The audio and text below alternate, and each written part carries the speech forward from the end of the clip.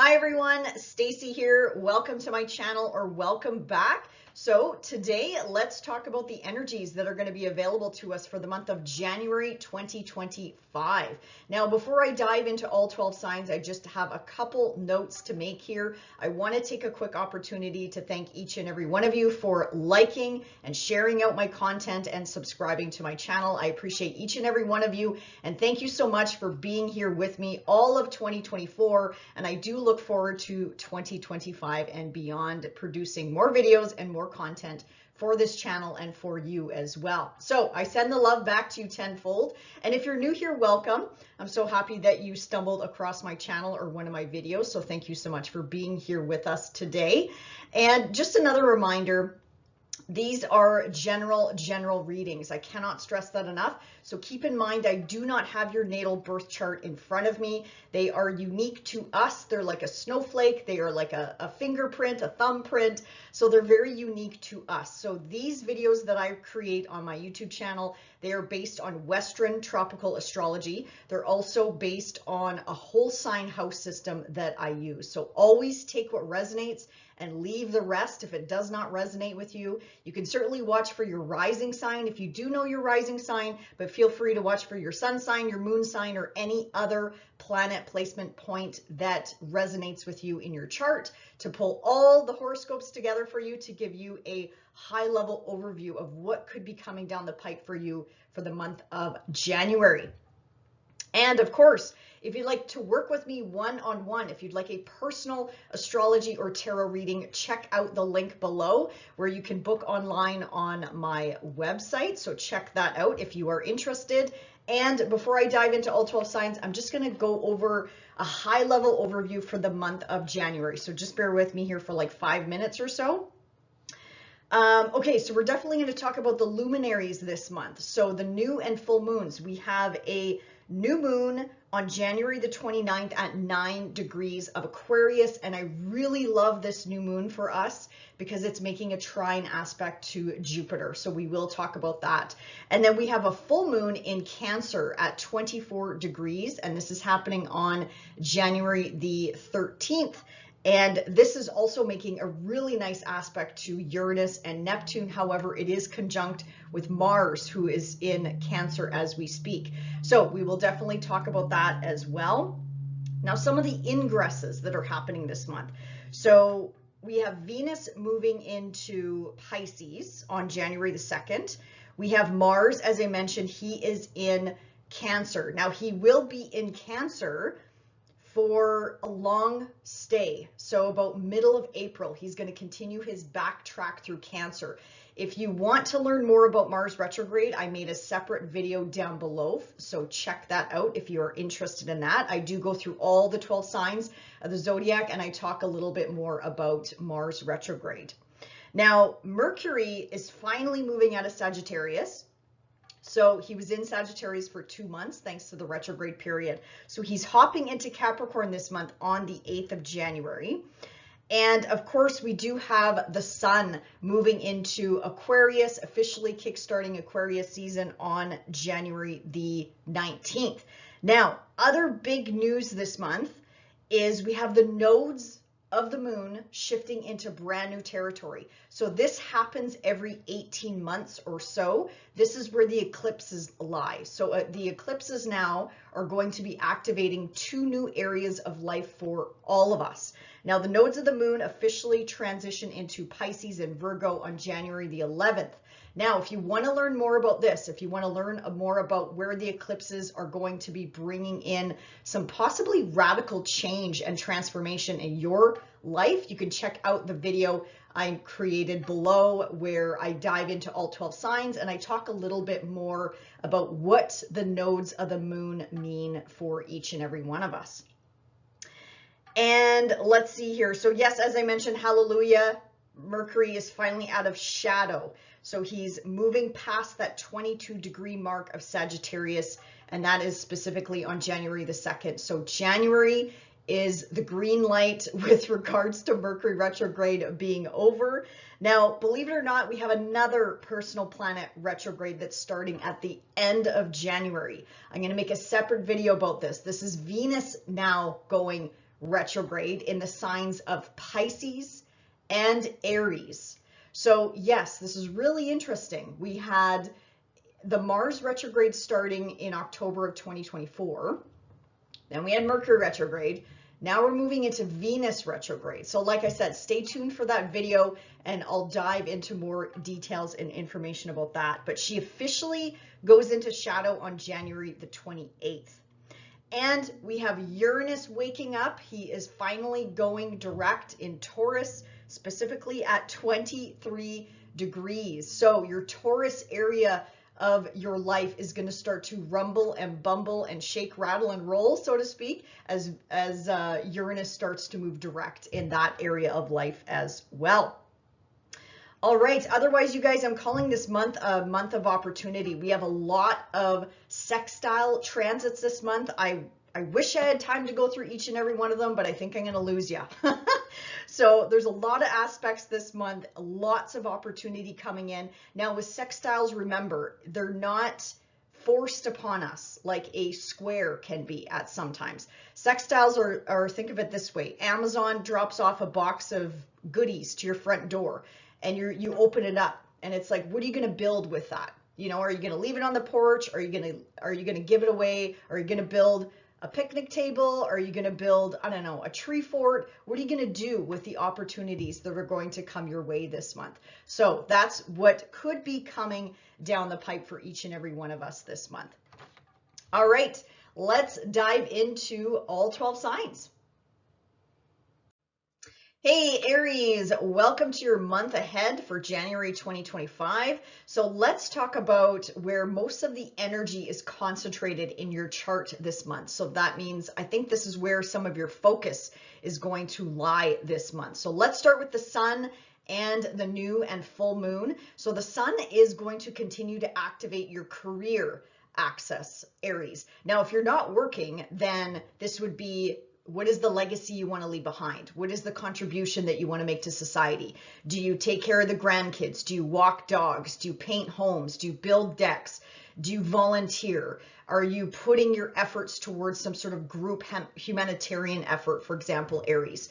So career is going to be in focus, or again, whatever it is that you do on a day-to-day basis. This could also be focused on mother, father, authority figures in your life, or bosses could be in the spotlight for some reason this month, or you as a parent, actually. You know, 10th house activating your 4th house. This is also your parenting style and what does parenting mean to you. So that could also be in focus for you this month. Now, once the sun moves into that 11th house where we have Pluto, we have a new moon this month. So this is going to activate that 11th house of older siblings, if you have any older siblings. So again, they might be in focus or in the spotlight this month. There could be a new beginning also with an older sibling as well. I'm just going to throw that out there. But this is the house of friends, groups, associations, memberships, people that you hang out with by choice. This is also the role that you play within these groups or memberships or humanitarian efforts. This is the house of your hopes, your wishes, your dreams, your long-term commitments and goals. This is also the house of social media, the internet.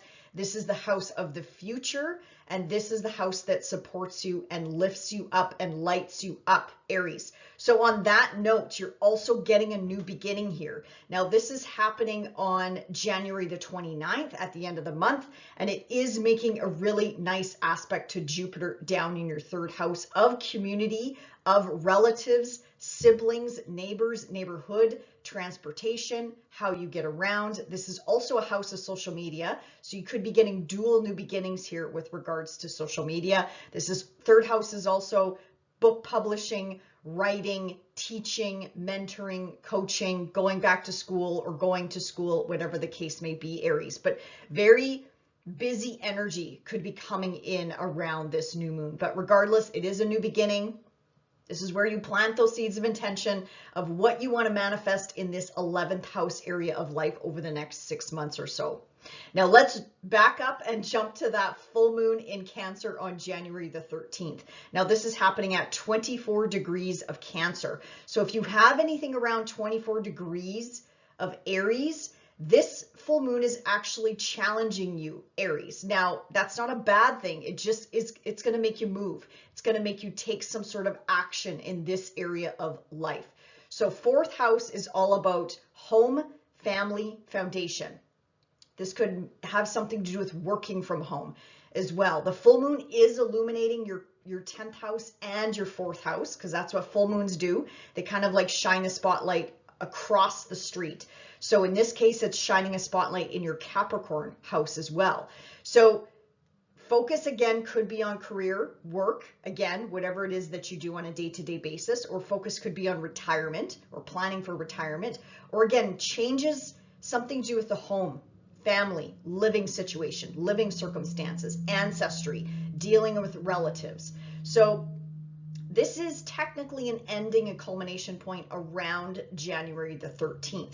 Now, it is supported by Neptune and Uranus newly direct in your 2nd house at not until the end of the month. So he does go direct on the 30th, but again, he'll pretty much be at a standstill all month long. So this is activating that 2nd house. Again, I'm going to sound like a broken record, but your 2nd house also represents work, money, finances, resources, your skills, your talents, your abilities, material possessions, also your values. So Uranus is going to continue to shake up this area of life, but he will transition into Gemini. I'll make a separate video about that. I'm getting ahead of myself, but the point is he is going to be moving direct in this area of life, and he is supporting this culmination point in your 4th house. I keep hearing for you, Aries, something to do with, I don't know if this is renovations or something to do with changing your living circumstances or working from home. I keep hearing that loud and clear for you, Aries. So if that resonates, great. And if it doesn't,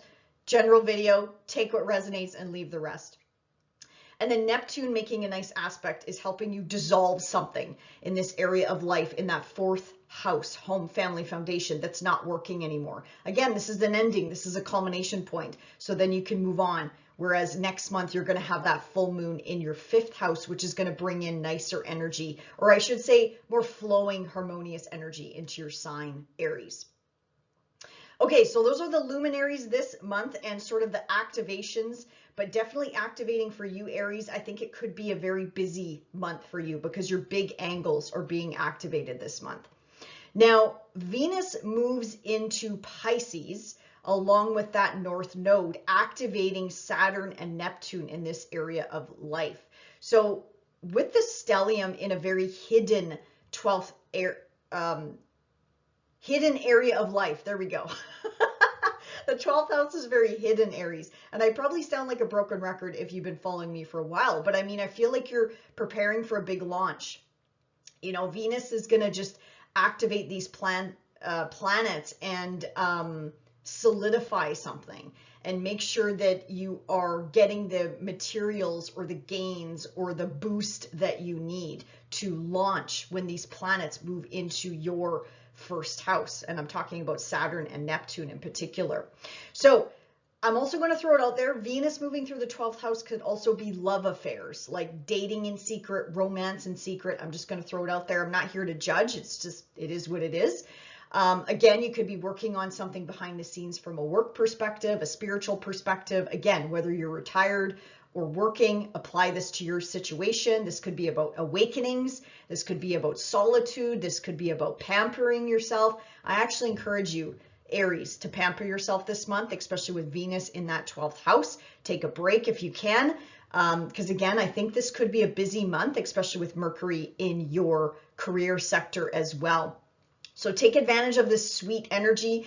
I am going to throw out some cautions though. Watch the booze, the alcohol, the addictions, drugs, sweets, anything like that. Because once Venus comes together with Neptune, it's very intoxifying. Is that a word? But anyway, it's very dreamy. It's like rock star energy, and you're getting caught up in the sex and the booze and the alcohol and the partying and stuff like that. So I'm not trying to Debbie down this. This could be a very romantic gesture as well, with Venus coming together with Neptune in your hidden 12th house though. This is more about secrets. This is more about doing you know, naughty things behind closed doors, you know. So I'm just saying, Aries, take it higher and try not to get into a nasty habit is, I guess, what I'm getting at, because Venus and Neptune are incredible, but when they come together, oh my God, we're living in a fantasy world, quite literally, and we're not seeing things 100% clear, and all we want to do is feel good. So I'm just going to throw that out, Aries. Okay, what else do we got here? Yes, Mars retrogrades back into Cancer for a very long stay, about 3.5 months. I think he moves out of here middle of April. So check out my video below if you haven't already done so. This is your ruler in the sky going backwards that started way back in October 2024. So something could be coming back around this month that may have ties or connections to October 2024. I made a separate video about this, so check that out if you're curious. But Mars backing into your fourth house, again, activating that fourth house of home, family, foundation, ancestry, relatives, and it could ripple into your career life as well, especially if your IC flows through Cancer. This is going to activate your midheaven up in Capricorn as well. So there could be a rebalancing in order here when it comes to work, home life, work-life balance, or maybe trying to move away from burning the candle at both ends, Aries. And again, if you're not working, this would definitely be a heavy, heavy focus on the home life, renovations, beautifying the home, blowing through walls, not in a bad way. I'm talking about renovations. But yes, Aries, Mars is going to be in here, your ruler, for a nice long stay for quite a few months yet. So get used to this energy. It's not going to go anywhere too fast. Let's put it that way. And as I mentioned earlier, Mercury moving into Capricorn, this is just going to activate that work sector for you. And again, if you don't work, apply this to your day-to-day. So work, career, your status, your reputation, again, putting the focus on or chattering more, communicating more with your mom, your dad, authority figures in your life, bosses as well. That could be, you know, hearing from clients, whether you own a business, run a business, you're a manager, it doesn't matter. This is going to amp up the communication. So emails, text messages, things like that. Focus is definitely going to be on work and career, or again, whatever it is that you do on a day-to-day basis, Aries. Okay, otherwise, oh, and then yes, last but not least, the nodes of the moon. I did briefly mention this, but yes, they're moving into brand new territory. So your 12th house and the south node is moving into your 6th house. So I made a separate video about this if you want to check that out below. This is where the eclipses are now going to lie, and they're going to take us well into 2027. Yes, you heard that right, 2027. Because yes, the nodes of the moon move every 18 months, but the eclipses take us 6 months beyond that date. So check that video out below if you want to learn more about the nodes of the moon and where the eclipses will be hitting you over the next couple years or so, Aries. And yes, we will have one more final eclipse in your sign because we are still wrapping up the Aries Libra eclipse cycle, and that is coming down the pipe in March. So definitely I'll be here to talk about it, and I will mention that to you and give you a heads up about that. Otherwise, Aries, enjoy the month of January, and we'll see you back here next month. Bye for now. Hey Taurus, welcome to January 2025. Let's chat about where all this concentrated energy is at the top of your sky, meaning I think this is where some of your focus is going to be in the month of January. So let's start with the sun and then move into the full and new moons this month. So the sun is still activating your Capricorn house. So this is your 9th house of travel. It's so funny. I just heard destination weddings. Okay, that's interesting. That's got to be out there for somebody. But anyway, 9th house, long distance trips and traveling. And yes, possibly even destination weddings, if that resonates with you. This is about learning, education, teaching, mentoring, coaching, going back to school.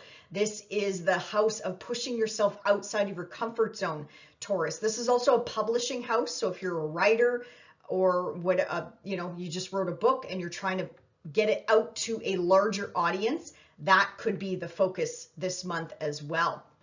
And Mercury is in here as well, activating this 9th house axis for you, just pouring in more energy. After his long stay in your 8th house, I think you're going to feel a little bit lighter in the month of January, Taurus, because first of all, Mercury and the Sun are continuing to trine your planet's placements points, whatever you're watching for right now, but it's going to fill you up with energy. It's going to energize you again, like the Energizer Bunny. So that is your 9th house of Capricorn. Now, once the Sun moves into Aquarius, it's going to be full on when it comes to your career or retirement, or planning for your retirement, or whatever it is that you do on a day-to-day basis. Now, 10th house is also you as a parent, Taurus, if you are a parent, or this could be putting the spotlight on a parent, mom, dad, authority figures, people that raised you, bosses, changes in the company or organization. You do have a new beginning there. So with all that said, keep that in mind this month. So this new beginning should happen on or around January the 29th, and it's making a really nice aspect down to Jupiter in your 2nd house of work, of money, of finances, of resources, of how it is that you earn a living. This is also the house of skills, talents, abilities, and your value system. Again, if you don't work, how does money come to you? How do you pay the bills? How do you pay the taxes? How do you put food on the table, clothes on your back, things like that? So apply this to your circumstances. So Taurus, I love this brand new moon for you at the end of January. If you are looking for work, it could be full on this month. So please put yourself out there, especially with Uranus now moving direct in your sign. Also at the end of the month, this will activate you, your identity, how you want to be looked at or seen in the world, and how people see you as well. It also kind of ties into your reputation and your status as well, Taurus. So put yourself out there if you're looking for anything, even love. Why not? Put yourself out there, Taurus. You just never know. Okay, let's jump to that full moon now in Cancer at 24 degrees, and this is happening on January the 13th. And this full moon is activating, again, that education access, that travel access for you. This is also about teaching, mentoring, coaching, going back to school, you becoming the student again, or you becoming the teacher, the elder, the coach. This could be about legal matters. This could be about legal situations, religion, spirituality. Again, reaching a higher, wider audience. The 3rd house is social media as well. 3rd house is your local environment. This is about siblings, cousins, neighbors, neighborhood, place of living, transportation, how you get around, Taurus. So as you can see, that full moon, so around the 13th of January, this could be quite a busy time of the month for you, of course, depending on what you do on a day-to-day basis. But the 3rd house is very busy. And then you got Mercury at the opposite end of the scale here, because full moons illuminate both axes. So the 3rd house, 9th house is going to be activated at the middle of the month, Taurus. Now, this is an ending. This is a culmination point. So what is coming to a close in this area or these areas of life, Taurus, so then you can move on to the next steps, whatever that means for you. Neptune is also supporting this full moon, helping you dissolve something in your life that's no longer working. Mars is conjunct this full moon, or pretty darn close to this full moon. So he's also helping you cut and sever away something that's no longer working in your life. And Uranus is making an opportunity aspect to this full moon as well. So lots of action and opportunity could be coming around this full moon, which again is a culmination point. I also forgot to mention, backing up to that new moon, January 29th at 9 degrees of Aquarius in your 10th house. This is also a new moon to plant those seeds of intention, especially with lucky Jupiter involved. So what do you want to manifest in this area of life? Do you want to manifest a new career? Do you want to become a parent? Again, this is lighting up the parental access. This could also be a new beginning with a parent if they are still with us as well, Taurus. Okay, now the next area of life where Venus is moving into your 11th house and she's activating Saturn, Neptune, and the North Node, or I should say the nodes of the moon, are shifting into brand new territory. So you almost have a stellium going on here for the month of January, Taurus. And the nice thing is these planets are pouring really nice energy into your Taurus house this month. So that's what I love about that. Venus is very incredible to work with, and she's also your ruling planet. So she's pouring in, or she should be pouring in benefits to you this month.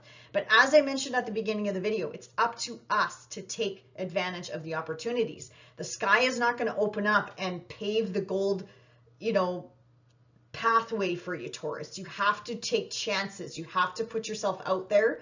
This is, again, opportunity aspect to expand, to grow. Now, this is really highlighting that 11th house. So the 11th house is anything to do with humanitarian efforts, future long-term commitments or goals. This is the house of older siblings as well. So maybe benefits coming in from older siblings or for older siblings.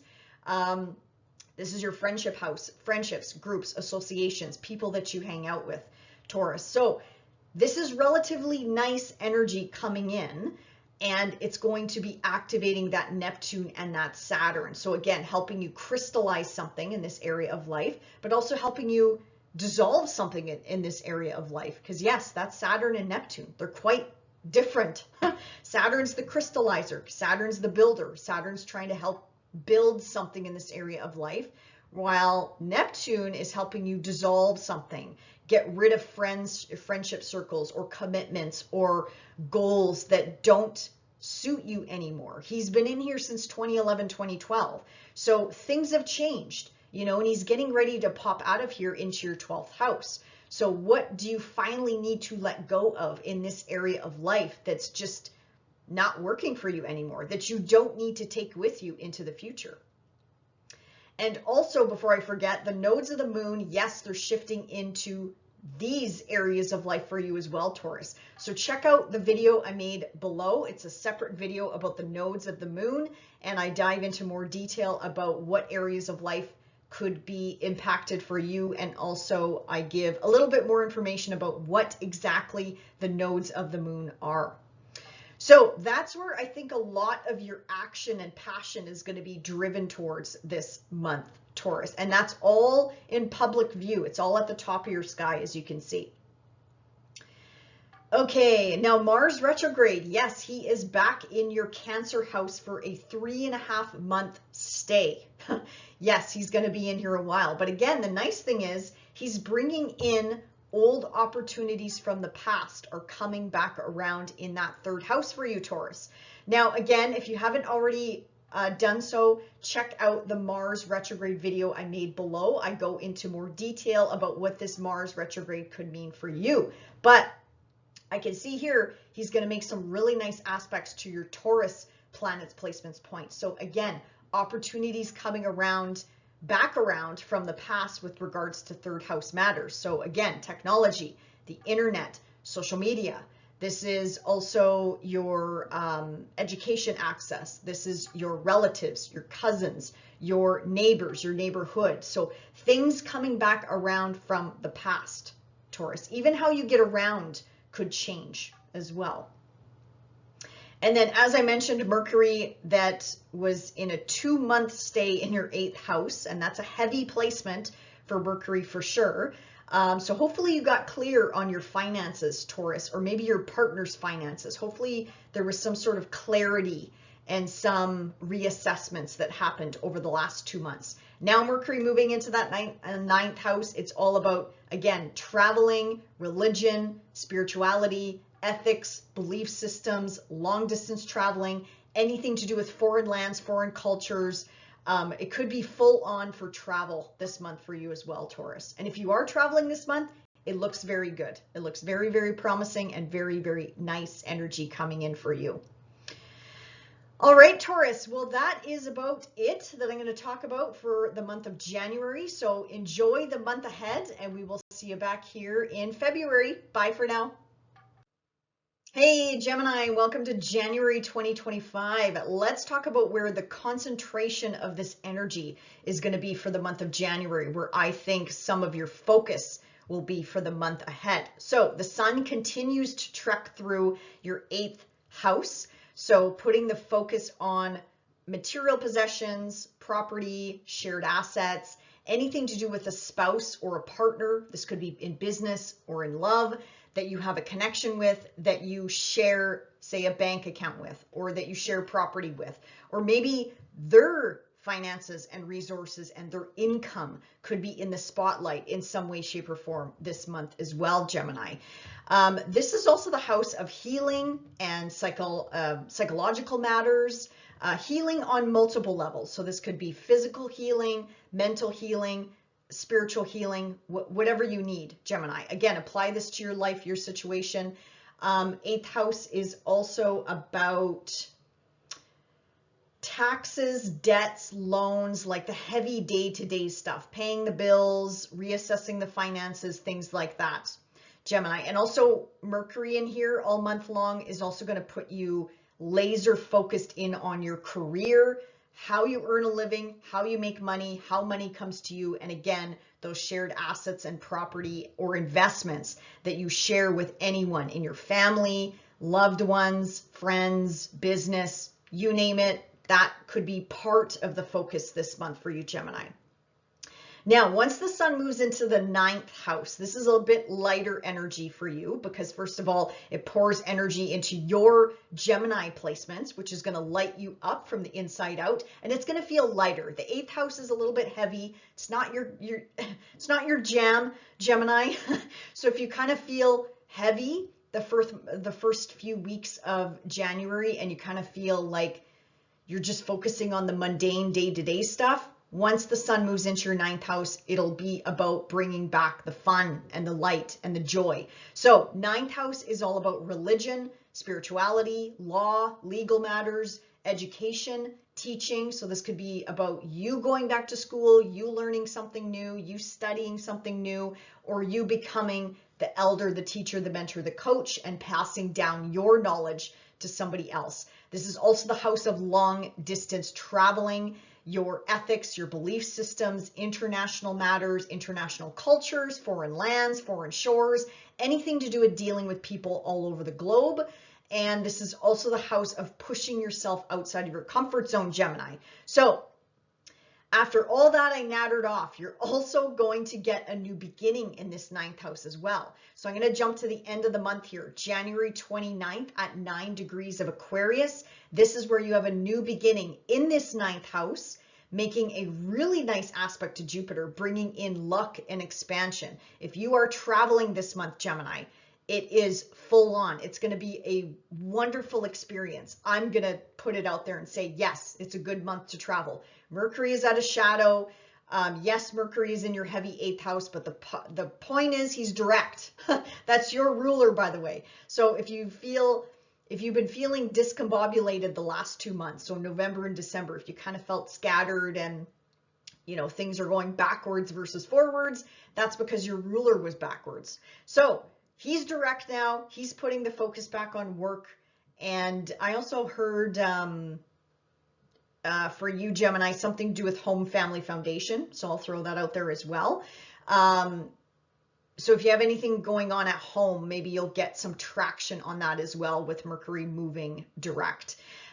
So regardless, new beginnings are coming down the pipe for you in this 9th house. It looks really good for long distance travel, if that is on your agenda, or again, learning something new, picking up something new, studying something new, that looks really good as well. Anything to do with educational pursuits looks really good. Also, if you're a writer, a publisher, or you're trying to get something published, I should say, put yourself out there, plant those seeds of intention, because that could also come down the pipe for you this month. And if it doesn't, then again, set those intentions around January 29th of what you want to manifest in this area of life in about 6 months from now.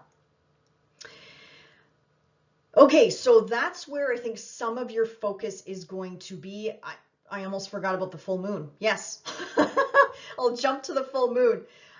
We have a full moon in Cancer. Now this is in the middle of the month, so January the 13th. And this is again putting the spotlight on a financial area of life for you, Gemini.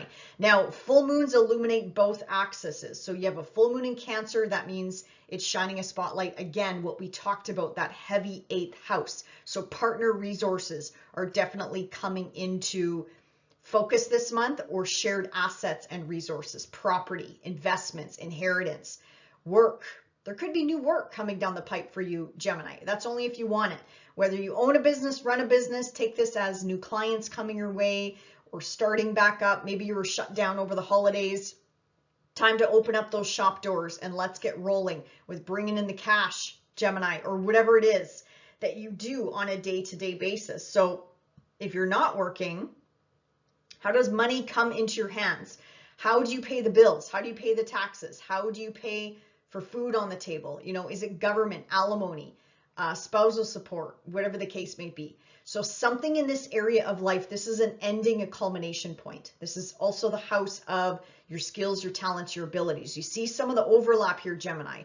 I know I sound like I'm repeating myself, but if I'm repeating myself, that means more of the energy and focus is going on those areas of life. As an example, I'm not saying all these things are going to happen to you this month. I'm just trying to cast a wide net because I know these are general videos. So again, take what resonates and leave the rest.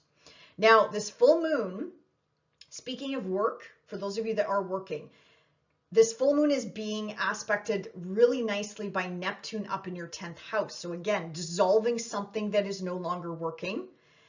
Mars, newly back in this area of life, is also helping you cut and sever what is no longer working in this area of life. Buying, selling, getting rid of things that you no longer need. Or that could maybe be on your mind this month. Or maybe the decision to sell and get rid of things. Or maybe planning to sell in the spring or the summer or you know, several months from now, whatever the case may be. But Mars here is helping you cut, sever something, cut ties with something or someone or some place that is no longer for your highest good, Gemini. And also it's being nicely aspected by Uranus in your 12th house that is now direct starting the end of the month. So this is going to activate the awakenings again and positive movement forward of changing your life, of wrapping up something big before he moves into your first house, which is going to be huge for you, Gemini, like off the charts huge. So this could also be about healing physically, mentally, emotionally, psychologically. This could be about, for those of you that dabble in the spiritual realm or paranormal stuff, again, it's full on with Uranus now direct in this 12th house. It's full on. He's going to continue to shake, rattle, and roll this area of life and bring on the awakenings and bring on the experiences and take you to maybe even higher places. Again, travel is really coming in for you strong, Gemini. So if you're able to travel this month, I think it could be a wonderful experience for you this month. Okay. Let's see here. Venus moving into Pisces. Yeah, so you have a stellium now in your 10th house, top of your sky, career, status, reputation, retirement, or thoughts of retirement, or planning for retirement. Or again, apply this to your life. If you're not working, what do you do on a day-to-day basis? What are you known for? Do you walk dogs? Do you paint houses? Do you, I don't know, are you a woodworker? Do you build things? Whatever it is, this is the legacy. Saturn up here is helping you build a legacy that you want to leave behind. Now, Venus up here, she's beautiful energy coming in. I love Venus. She brings in the sweet kisses, the sweet spots, the, you know, the chocolates, the sweets, the, you know, pick your pleasure, pick your poison. So she's bringing this harmonious, loving energy into your 10th house. Excellent time to go after a promotion, ask for a raise your rates if you own a business, run a business, but she should be bringing in blessings. If also this could be clients coming in, again, open those doors up, Gemini, get that business going or get rolling again, put yourself out there, apply for jobs, advertise, whatever the case may be. Venus at the top of your sky is going to help you with this. Again, she's helping you crystallize something once she comes together with Saturn, and she's helping you let go of something that is not working in this area of life for you as well, Gemini. Just be mindful. Don't get too addicted to work. Don't get too, take a time out for yourself as well. Don't go full bore, especially if you've been off for a while. Like I said, maybe you took a holiday break or something. Don't go full bore. Pace yourself. Pace yourself and give yourself grace to get back rolling with things, if that makes sense. Okay, and as I mentioned, yes, Mars moving back into Cancer. He's going to be here 3.5 months until middle of April. That's when he'll move out and move back into your 3rd house. So check out, if you haven't already done so, check out my Mars retrograde video in the link. The link is in the description box below. So I dive into more detail about what this Mars retrograde could mean for you. Gemini, watch spending money. As fast as you can earn it, you can spend it just as fast over the next 3.5 months. So do watch out for that. Mars in here, again, could cut, sever, end, cut ties with an employer and start a new job or take on a new commitment. And this is also your skill set, your skills, your talents, your abilities. You're reassessing something in this area of life, material possessions. You know, do you really need 3 boats in the yard? Do you really need those 3 properties? Maybe it's time to downgrade, downsell, whatever you want to call it, downsize. There we go. Maybe it's time to downsize, Gemini. Those are some of the things that you could be reviewing over the next 3.5 months or so. And we talked about Mercury in your 8th house. That's going to just put more energy and focus on your finances, on your partner's finances and resources, shared assets, investments, things like that. And check out the video below if you're interested about learning more about the brand new eclipse cycle. So the nodes of the moon are shifting into brand new territory this month. The north node is now in your 10th house. The south node is now in your 4th house, putting extra emphasis on your status, your reputation, building a reputation. Also, I forgot to mention with Venus in the 10th house, this is also nice energy for your relationships with your parents. If your parents are still with us, mom, dad, authority figures, even grandparents, bosses, like you look good to them in their eyes and also vice versa. And if there's any rifts with these relationships, Venus here could help you smooth things over in this area of life as well. Anyway, back to the eclipses.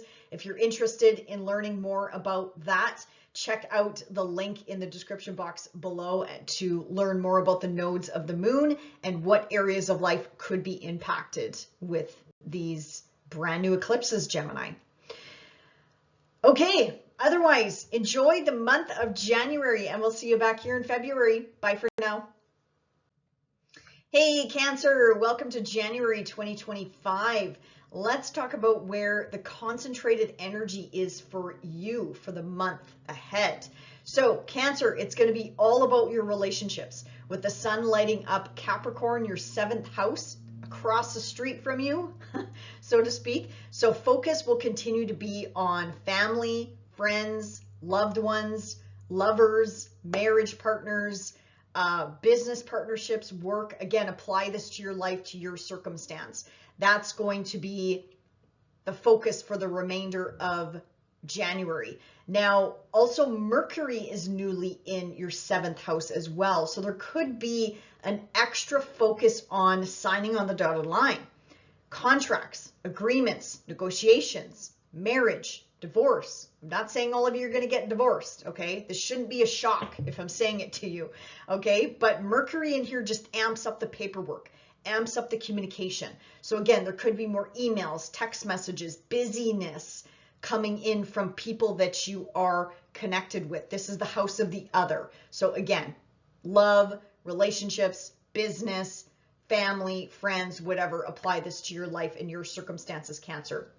So that's going to continue to be the focus for the month of January. Now, once the sun moves into your 8th house, this changes the energy a little bit. So this is going to happen on the 19th of January. 8th house is a little bit heavier. This is where you have Pluto. This is also where you have a new beginning this month starting on January the 29th. So 8th house is anything to do with psychological matters. So this could be healing on multiple levels, mental, physical, emotional, psychological. Cancer, if anything bubbles up to the surface this month, like into the conscious mind. Don't be afraid to ask for help. Get help. Work with a psychologist, a counselor, a social worker. Please don't be shy, because you have lots of concentrated energy in that 8th house. So things could be coming up from the past or buried, that you buried deep in your Cancerian shell that could be coming up. So don't be ashamed or afraid to ask for help, Cancer. I'm just going to put it out there. Otherwise, the 8th house is all about big life transformational change. You're definitely going to be experiencing that over the next 20 years with Pluto in here.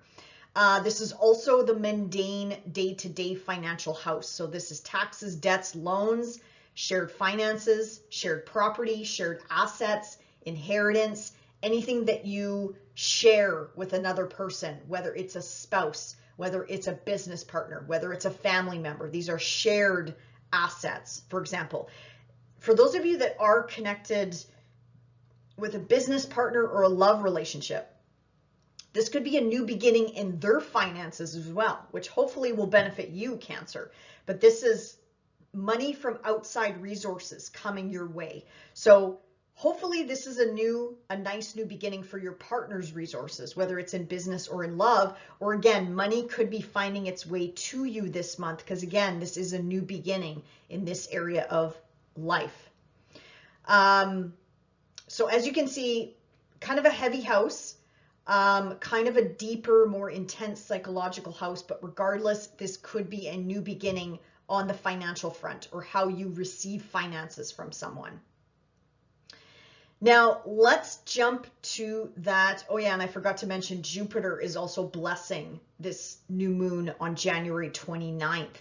So again, this could be bringing in opportunities for work, new work if you do work, or new volunteer opportunities, travel opportunities, education opportunities, upgrading your skill set. Anything that lights you up, I would say, Cancer. Like go for it this month. Anything that lights you up, as long as you don't have to bet the farm or sell the farm, so to speak, gamble away your life savings. Like take on anything that lights you up and brings you joy around this new moon as well. Now let's jump to your full moon in Cancer at 24 degrees. This is happening on the 13th.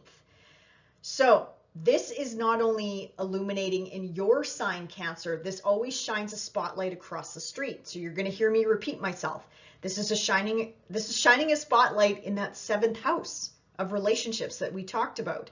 So this is all about family connections, friends connections, lovers, friendship circles, people that you surround yourself with, work colleagues, business colleagues. This is just amping up the energy. And this is an ending and a culmination point in this area of life. And again, the full moon being in your 1st house, it really could be anything. It could be about your physical appearance. It could be a wardrobe change. You could get your hair done or a different style. The health of the body. Something's coming to an ending, a culmination point. How you approach life, how you want to be seen, how you want to enter this world. This also ties into your status and reputation as well. This full moon is very close to Mars, that's newly back in your sign, Cancer. So Mars is in here to cut and sever away something that's no longer working. Could be a relationship, could be a friendship, could be a health, diet, lifestyle, could be changes again to your appearance. And Neptune in that 9th house again is helping you dissolve something that's no longer working in these areas of life. Yeah, this full moon also might have something to do with a friend or friendship circles or changes to your long-term commitments or goals, because it's also being supported by Uranus. So maybe expect the unexpected when it comes to friendship circles. Your role in these groups, maybe something's going to change. Humanitarian efforts, social media. Hopefully one of those areas of life that I mentioned resonate with you, Cancer, because anything that happens in your 1st house can ripple to all areas of life for you as well, Cancer. So again, maybe changes on the home front as well, endings, culminations, letting something go so you can welcome in something new around this full moon, Cancer. Okay, now Venus is popping into your ninth house, and you have a loaded ninth house, as you can see. So you got Saturn in there, Neptune in there, you have the North Node in there. That's new. That's brand new this month. And then Venus is popping in there as well. If you are traveling this month, Cancer, it looks really nice. Also, if you are open to meeting somebody new, it could be full on this month. Again, that full moon is highlighting, there's a lot of energy in that seventh house. So you could meet somebody new, or you could let someone go, right? And I'm not saying all of you are going to end your relationships, okay? It shouldn't be a surprise. For those of you that are trying to wrap up a relationship, it shouldn't be a surprise with me saying that. It just means you have the energy behind you this month to wrap up that relationship so you could welcome in something new, or just move on and move, you know, along your journey and let that person go so you can just continue to focus on what lights you up. So you could find love in international spaces this month, Cancer. I'm just going to put it out there. Long distance travel looks really nice. Any educational pursuits look really nice as well. Pushing yourself outside of your comfort zone, as I mentioned earlier, learning something new, picking up something new that lights you up. This is really good for religion, spirituality, ethics, belief systems, and just pushing yourself outside of your comfort zone, Cancer. Connecting with people all over the globe. If you own a business, run a business. Put yourself out there, Cancer. If you haven't already done so, cast your net really wide. With Saturn up there, Neptune up there, now the North Node there. Now we're having fate and destiny step in and help you out with this, you know, something to do with foreign lands, foreign cultures, and pushing yourself outside of your comfort zone, publishing, finding a publisher. Like Cancer, it's full on. This energy is also trining your energy, your planet's placements point. So at some point, Venus will connect with your sun, your moon, your rising, whatever you're watching for, and bring in that incredible harmonious energy into your sign, Cancer. So yes, please put yourself out there. If you're looking for a relationship, put yourself out there. If you're looking for a job, put yourself out there. If you're looking for a new commitment in a work endeavor, a humanitarian effort, friendship circles, put yourself out there, Cancer. I don't know if it's going to fall in your lap this month, but I mean, I do see it happening if you make an effort and put yourself out there, because this is the house of the gods. And when all this action is taking place in the house of the gods, they want us to take at least one step towards them, and then they will take 10 steps towards us. So I know that's an old saying, and I know I've been using that for a long time, but to me, that doesn't get old. So Cancer, I think you could really have a nice month ahead, and Venus is bringing in those blessings. Now, as I mentioned earlier, yes, Mars is back in your sign. Mars is going to make you super feisty over the next 3.5 months. Not a bad thing, you know, not a bad thing. This will also help Cancer ward off colds and viruses, because Mars heats us up from the inside, especially when he's in your first house.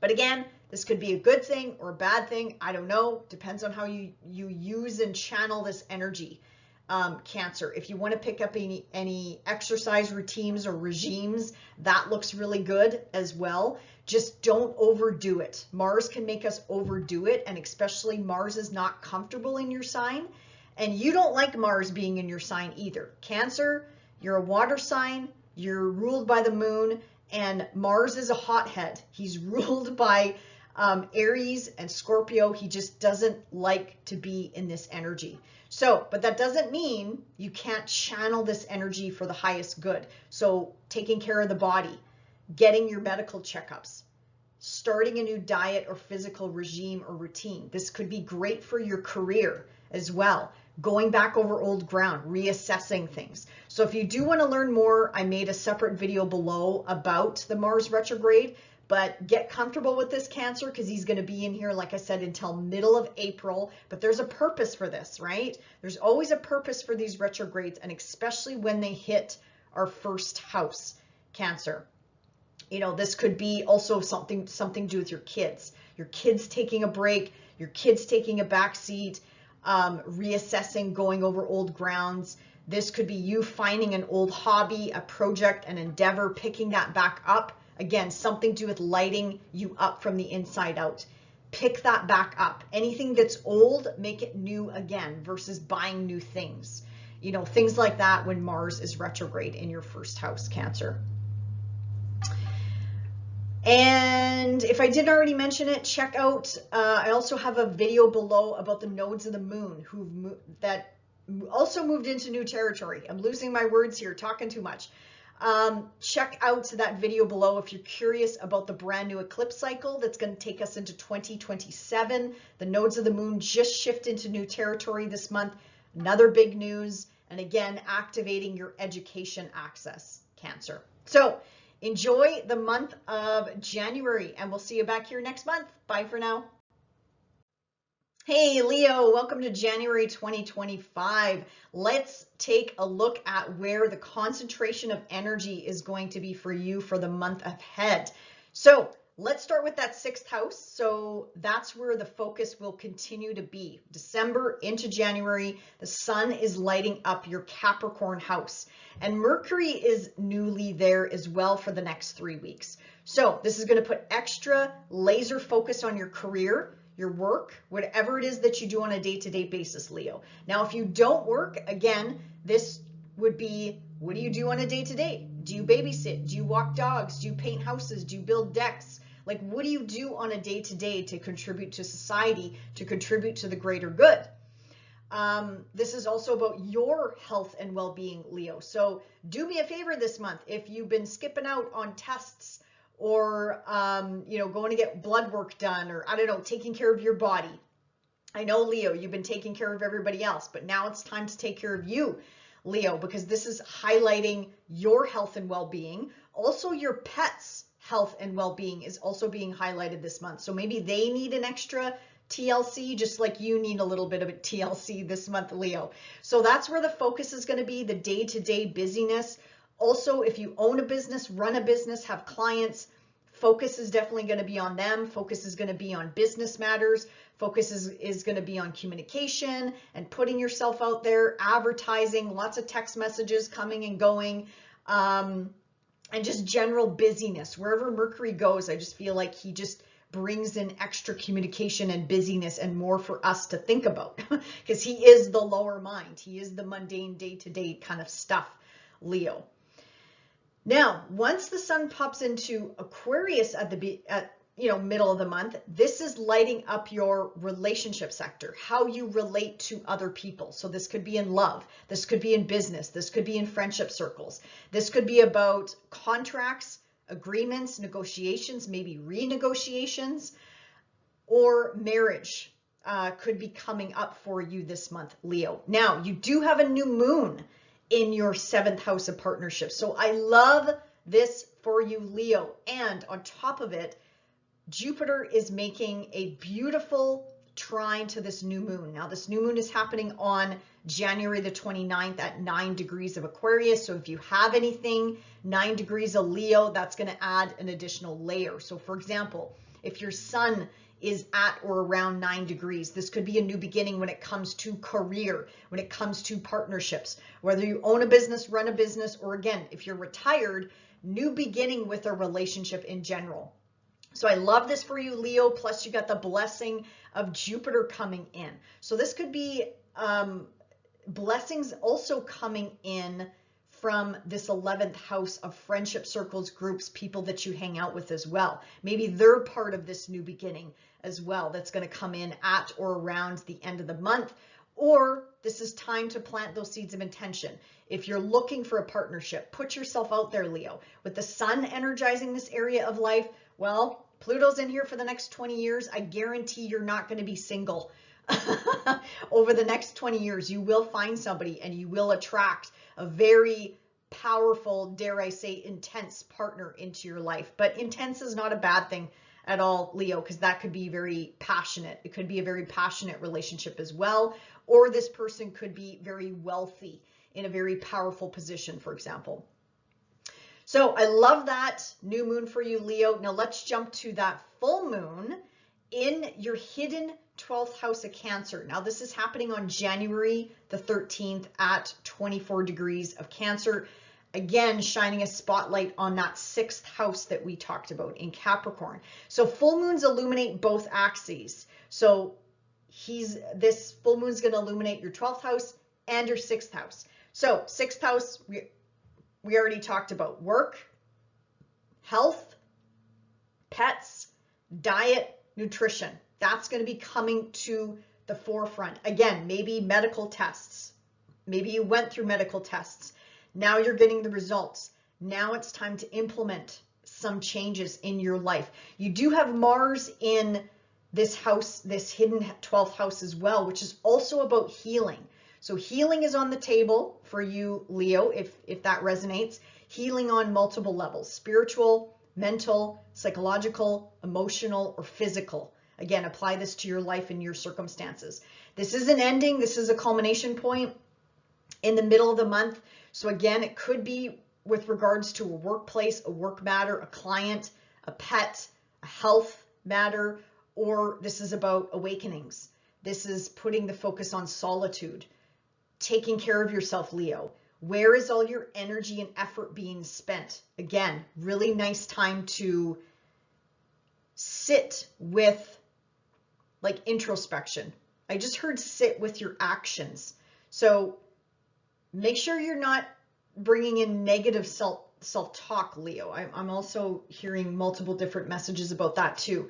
This could be about letting something go that's no longer working for you as well. And again, apply this to your life. A person, place, thing, again, something to do with health is really being highlighted for you this month, Leo.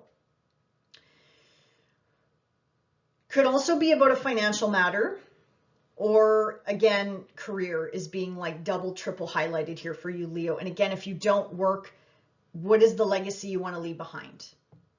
Or maybe it's time to focus on your health and well-being, or volunteer efforts, or whatever you want to put your energy and focus into at this time. But make sure you take care of yourself before you start taking on new things or taking care of other people, Leo. That would be my recommendation.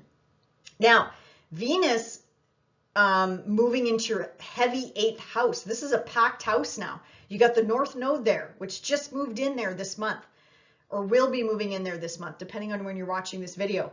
You got Saturn, Neptune, which has been here for quite some time. And then Venus now is activating a financial house for you, Leo. So this is how you earn a living, or how your spouse earns a living, whether this is in business or in love. This is also the house that rules their financial resources and your joint material wealth. So property, real estate, inheritance, assets, anything joint, any sort of joint marital or business effort is in this 8th house, Leo. So Venus moving in here not only activates Saturn, the North Node, and Neptune, which are all very different energies, but in general, her moving through that 8th house is really nice. It's nice for your finances. It's nice for your partner's finances. And this could also bring good news with taxes, debts, loans. Maybe you can finally secure a mortgage, secure a loan. Or again, this could be in your partner's life as well. This is also another house of healing. So like I said, Leo, you have a lot of signatures here, and I don't have your birth chart in front of me, but just looking at a whole sign, you have a lot of signatures for health and healing on multiple different levels. So I do love that for you this month. So please try to incorporate some sort of health and well-being for the month of January. And I know I sound like a broken record, Leo, so I'm going to stop saying that now. Okay. So clearly a financial axis is also being lit up for you this month, Leo, and Mars is newly back in your 12th house. Now this is going to be for 3.5 months. So get used to this energy. He will be, again, I don't want to repeat myself, but 12th house is healing. 12th house is mending. 12th house is awakenings and solitude and spirituality and spending alone time with yourself, with your thoughts. Just make sure they're not negative, Leo. I can really hear that this month for some, and I'm talking to myself here, I'm a Leo sun. Mars in here is making sure we have a healthy bedtime routine as well, making sure we get the rest that we need. Because yes, Mars in here, if I've said this before, can really make us stay awake at night. So make sure we have a healthy routine in place, bedtime routine, maybe put down the phone and pick up a book for the next 3.5 months. Get into some sort of routine, Leo, and make this a lot easier on us as well. 12th house is awakening. So Mars in here is going to continue to wake you up from the inside out, your soul from the inside out. This could be about your home life too, Leo. You know, something to do with ancestry, your roots, the past, mom, dad, authority figures. This is all up for some reassessment with Mars backing into your 12th house. If you haven't already checked out my Mars retrograde video, check that out below. I dive into a little bit more detail and what exactly Mars retrograde means and some do's and don'ts during a Mars retrograde. And then, yes, we talked about Mercury moving into Capricorn. That's just going to amp up that energy in that 6th house of health and well-being and work and people that work for you or with you in your work environment. So chatter and busyness are definitely going to pick up this month, I think, for you, Leo. And the last thing I wanted to mention is, yes, the nodes of the moon are moving into new territory this month. Now, this is hitting your financial axis, Leo. So if you're curious, this is also where the eclipses are going to lie from 2025. Well, we had one back in September. So that was our first breadcrumb back in September in your 8th house. So 2025, 2026, these eclipses are going to take us well into the next couple years. So check that video out below if you want to learn about learn more about the nodes of the moon and what areas of life this is going to impact you, Leo. So enjoy the month of January. Take care of yourself, Leo, and we'll see you back here in February. Bye for now. Hey, Virgo, welcome to January 2025. Let's talk about where most of the concentrated energy is in your sky this month, where I think some of your focus is going to be as well. So your 5th, your 6th, your 7th houses are lit up like a second Christmas tree, Virgo. So let's talk about the sun and the full and new moons this month. So the sun continues to trek along in your Capricorn house, which is really nice for you, Virgo. I know you like this because it's making harmonious energy, flowing that heat, that light into your planet's placements points, whatever you're watching for right now. So this is all about having fun. 5th house is having a good time, pleasure, fun, dating, romance, sexuality. It's also the house of your kids as well. So maybe the focus is going to be on, well, we are wrapping up the holiday season. So I have no doubt if you do have kids, focus probably will continue to be on the kids and having a good time with them. Really nice time to take a break, take a holiday, take a vacation as well, Virgo.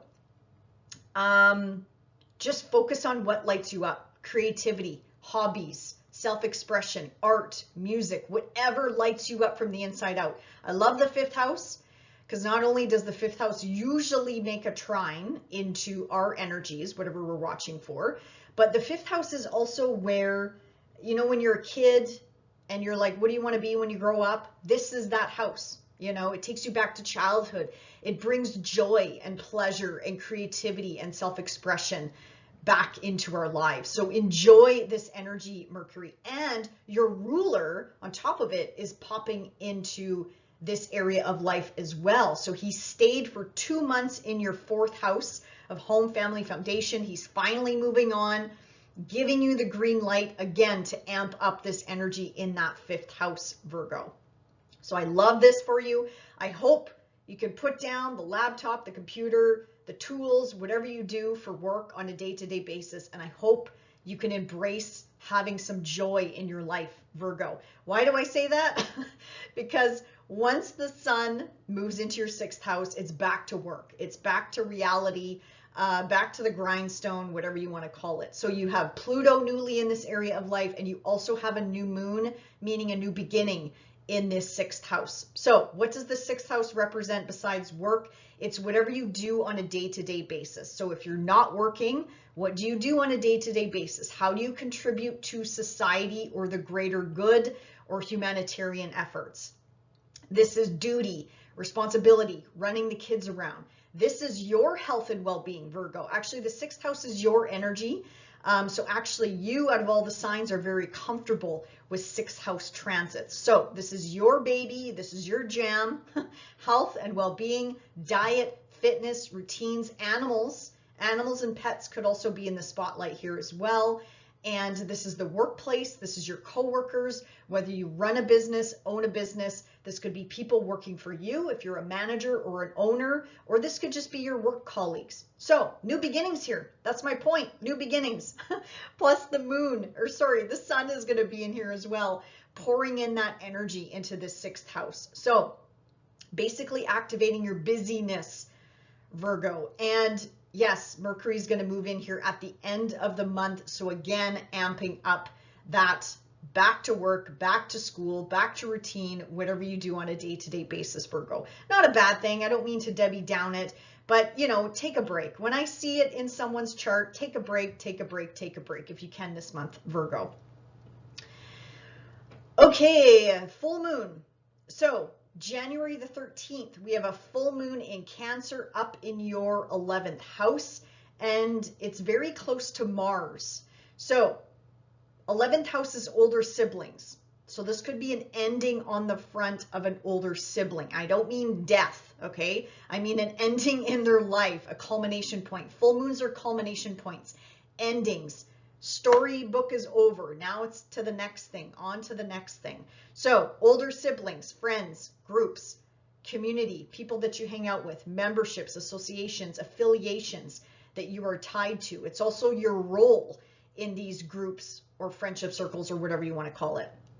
Your hopes, your wishes, your dreams, your long-term goals and commitments are in this house as well. This is the future, and this is the house that lifts you up and supports you, Virgo. So that could be in the spotlight this month, but also this full moon lights up both axes. So that means it's shining a spotlight down in that fifth house that we already talked about. Fun, joy, pleasure, romance, dating, if you're single, things like that. If you are open to meeting someone new, yes, please put yourself out there.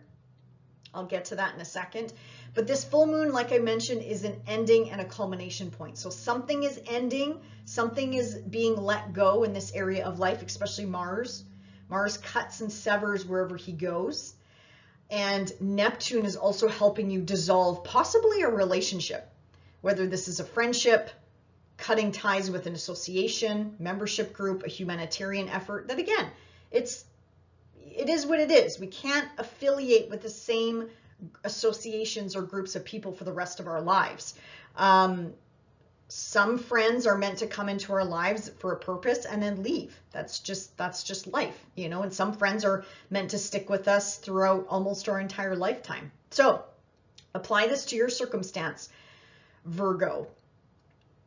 Also, there could be an ending in a child's life too, depending on their age, of course. There could be an ending and new beginning with a child's life, or some sort of, you know, maybe they're graduating, maybe they're moving into a new semester, maybe they're changing careers. Like there could be changes or endings or culmination points in a child's life as well, Virgo.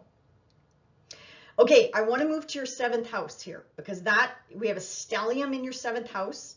That's across the street from you. The nodes of the moon have just moved in here as well, Virgo, for the next 2 years. So now you and Pisces are going to be in the spotlight. So we are shifting away from the Aries Libra eclipses, and now we're moving into brand new eclipses in your sign, Virgo, and the sign of Pisces. I made a separate video about this. Check it out below if you're interested in learning more about this brand new eclipse cycle that's going to take us well into 2027. Yes, you heard that right. Over 2 years, these eclipse cycles ripple out to. So check that out below if you want to learn more. Now, Venus is moving into this area of life. So again, emphasizing the relationship axis, how you relate one-on-one with people, how you relate to other people in general. Who are you attached to? Who are you not attached to? So this is in business, this is in work, this is in career, this is in love, this is in friendships. This is also the house of contracts, agreements, and negotiations. You could solidify a contract this month as well, Virgo. Again, this is where your personal birth chart needs to come in though. You know, where is this energy impacting you personally, and is it impacting your descendant? Does your descendant actually run through Pisces? So this could be a serious committed relationship coming in. Marriage, love, business, whatever the case may be. But it's definitely, Venus in the 7th house is very nice for relationships. If you're already attached to someone, this is just going to sweeten the pot. This is going to sweeten the pot with relationships. But also, because we have Saturn and Neptune in here, if there's a relationship you're trying to get out of, whether it's business or in love, Venus here could also help you flush that out. With Saturn and Neptune wrapping up a very long stay in this 7th house, Virgo, I have no doubt relationships have maybe come and gone, or if you're with the same partner, probably a lot of tests have come in as well with this partnership, or again, how you relate 101 with people, friends, family, relatives, love, business, whatever the case may be, Virgo.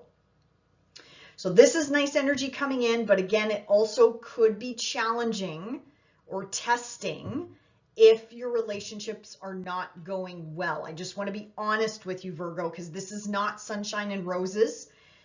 Saturn is serious business and Neptune dissolves anything it touches. So I also want to be honest and just put that out there as well. And again, this doesn't apply to all of you. Depends on what you're watching for.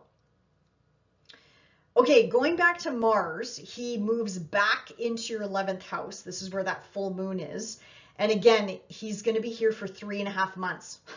So Mars in here is asking you to reassess this area of life. If you haven't already done so, check out my video below about Mars retrograde. I made a separate video about this. So if you want to check that out below, please do so. But he's going to be reactivating this area of life and going over old ground.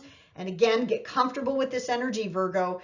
3.5 months is a long time for him to stay here before he moves back into your 12th house and moving along direct as well.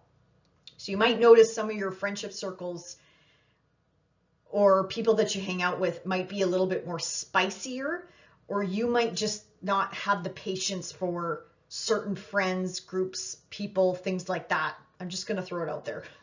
Because again, Mars is a double-edged sword. He's great, but he can also cause irritation and inflammation as well, Virgo. So just some things to keep in mind this month. Okay, otherwise I think that's about it. We talked about Mercury moving into your 5th house, which I love. That's your ruler. He's finally direct. Hallelujah. And yes, he's going to pour more incredible energy into that 5th house. So take advantage of, at least you have Mercury on your side. This could also bring in new contracts, agreements, negotiations as well, Virgo. This could be really nice from a career standpoint, and also if you're trying to get something off the ground like a side hustle or something like that. This is incredible energy for that as well. Otherwise, Virgo, enjoy the month of January, and we'll see you back here in February. Bye for now. Hey Libra, welcome to January 2025. Let's talk about where the concentration of energy is for you this month. So your 4th house, your 5th house, your 6th house definitely has a lot of energy pouring into it. So let's break this down. Let's start with the sun and the new and full moons this month for you, Libra. So the sun is continuing its trek through the bottom of your sky. This is your 4th house of home, family, foundation, relatives, mom, dad, authority figures in your life, you as a parent as well. This could illuminate you as a parent, spending time with your kids if you do have kids, or spending time with your furry friends if you do have pets in the house as well. So that will continue to be the focus this month, Libra. Now, Mercury is newly in this area of life as well, right off the hop. So he finally finished up his 2-month stay in your 3rd house, and now he's moving into your 4th house. Now, I know this is your 4th house, but this could also put the focus back on work, because Capricorn does rule work, but it also highlights the access of work as well. So maybe home life balance, work life balance could come to the forefront, or you could be just lasered into something, either working from home or if you work with homes, but you're very motivated by getting something done, Libra. And again, if you're not working, apply this to your life, to your circumstances. Do you want to change your living space? Do you want to change your relationships to your family members? Communication with family members could really pick up this month as well, get a little bit more busier, because wherever Mercury does, he rules the lower mind and communication and how we digest information as well. Maybe some of you are studying at home, but the focus is in on something. It's either your home or family foundation, relatives, or your career could be coming into focus this month, Libra. I know it's January. I know it's kind of like back to work, back to school, back to routine. So, you know, that's probably for all of us, I would say. Or the majority of us that are working or have kids or have families, young families to take care of. But again, you're lasering in, you're honing in on something, Libra, this month. So once the sun moves into your 5th house, the energy will definitely lighten up, lift a little bit for you, because this is where the sun is going to be pouring energy into your Libran planets, placements, points, whatever you're watching for right now. And the 5th house is really nice. So the 5th house does put more focus in on your family, your kids, if you do have kids, creativity, self-expression, romance, dating, sexuality. It's what lights you up. The 5th house is all about, you know, think back to elementary school and they asked you, what do you want to be when you grow up? That's the 5th house. That's where the spark of romance starts. That's where the spark of life starts. This is the house of pleasure. What lights you up? What brings you joy, so to speak. And on top of that, you have a new moon in here this month, Libra. So there's a new beginning starting in this area of life for you for the month of January as well, which I love. So January 29th, 9 degrees. If you have anything around 9 degrees of Libra, this is going to add in that extra energy. So if your moon is there, this is a new beginning on the home front. Again, extra energy coming in on the home front. If it's your sun, this is something to do with your career or father figures or bosses in your life, or male figures, male authority figures in your life. And if it's your rising sign, could be anything. Could be you, your identity, your personality, your style. You could be getting a makeover, or this could be new romance coming in for you as well, Libra. So if you're single and looking to date, I would say, yes, please put yourself out there by the end of the month, Libra, because you could be welcoming in a new relationship or meet somebody. This person could be abroad. I'm just going to put it out there. This person might not be in your local vicinity. They might be, they might not be. Again, I don't have your personal chart in front of me, but I'm looking at Jupiter at the top of your sky. Jupiter is pouring in energy from your 9th house, and this is an international house, Libra. So travel looks really good this month. Also, again, if you're looking to meet someone new, this could bring in somebody quite different or somebody who doesn't live near you as well, Libra. So I love this new moon for you. Plus, like I said, it's pouring in new energy into your sign as well, depending on what you're watching for. Now, I want to jump to that full moon at the middle of the month. So this is January the 13th at 24 degrees of Cancer. If you have anything around 24 degrees of Libra, this full moon is challenging something in your area of life. So challenging you to wrap something up, asking you to close, end something. Now, this is in your 10th house of career. So career, status, reputation, retirement, or focus on retirement, or again, something to do with your home life. Because full moons emphasize and highlight both areas of the axes. So this is lighting up again your Cancer Capricorn axis. So mom, dad, authority figures, you as a parent could be coming in the spotlight. Bosses, something to do on the work front. If you're not working, again, what do you do on a day-to-day to contribute to society? Do you volunteer? Do you walk dogs? Do you paint houses? Like, what do you do? But there's an ending here. There's an ending or an awakening or a closing out of something so you can welcome in something new, Libra. And because this is hitting some big angles in your chart, this could impact your home life, or vice versa. This could impact your work life. So I do love the full moon and the new moon for you this month, Libra. I think you could welcome in something brand new and then let something go. Maybe some of you are letting go of a job. Maybe some of you are packing in a career and saying, you know what? You could be doing this over the next 3.5 months. So maybe you're known for being a lawyer, Libra, let's say that, use that as an example. And then suddenly you close up shop, you close up your practice, and then you open up a bake shop. Okay, that's how drastic some of this energy could be, especially with Mars at the top of your sky over the next 3.5 months, reassessing career. What does career mean to you? What is the legacy you want to leave behind, Libra? What does retirement mean to you, for you? What lights you up from the inside out? So again, apply this to your life, to your circumstances, Libra. Okay, Venus, your ruler, moves into the 6th house where you have a stellium, Libra. So again, you're going to hear me repeat myself. This puts more focus on work because you do have Saturn there, you do have Neptune there. Now you have the North Node there. So this is brand new. This is where eclipses are going to start happening. You just had an eclipse here back in September of 2024. So what happened in that month? Maybe nothing, Libra, maybe nothing. It depends on, this is where your personal birth chart comes in. I think it happened around 24, 25 degrees of Pisces. So did anything happen in this area of life? Were there changes at work? Were there changes in the workplace? Were there changes in your health? This is diet, health, routine, how you're taking care of yourself, Libra. So Venus in here is usually good news. However, Saturn and Neptune are in here, and both of them would easily overpower Venus. But if I take these two out of the equation and just look at Venus moving through your 6th house, this is blessings coming in the work sector, your work environment. Coworkers are easier to get along with, or people that work for you, Libra. This is really nice energy if you own a business, run a business, to put yourself out there, advertise, and try to attract the right people to work for you.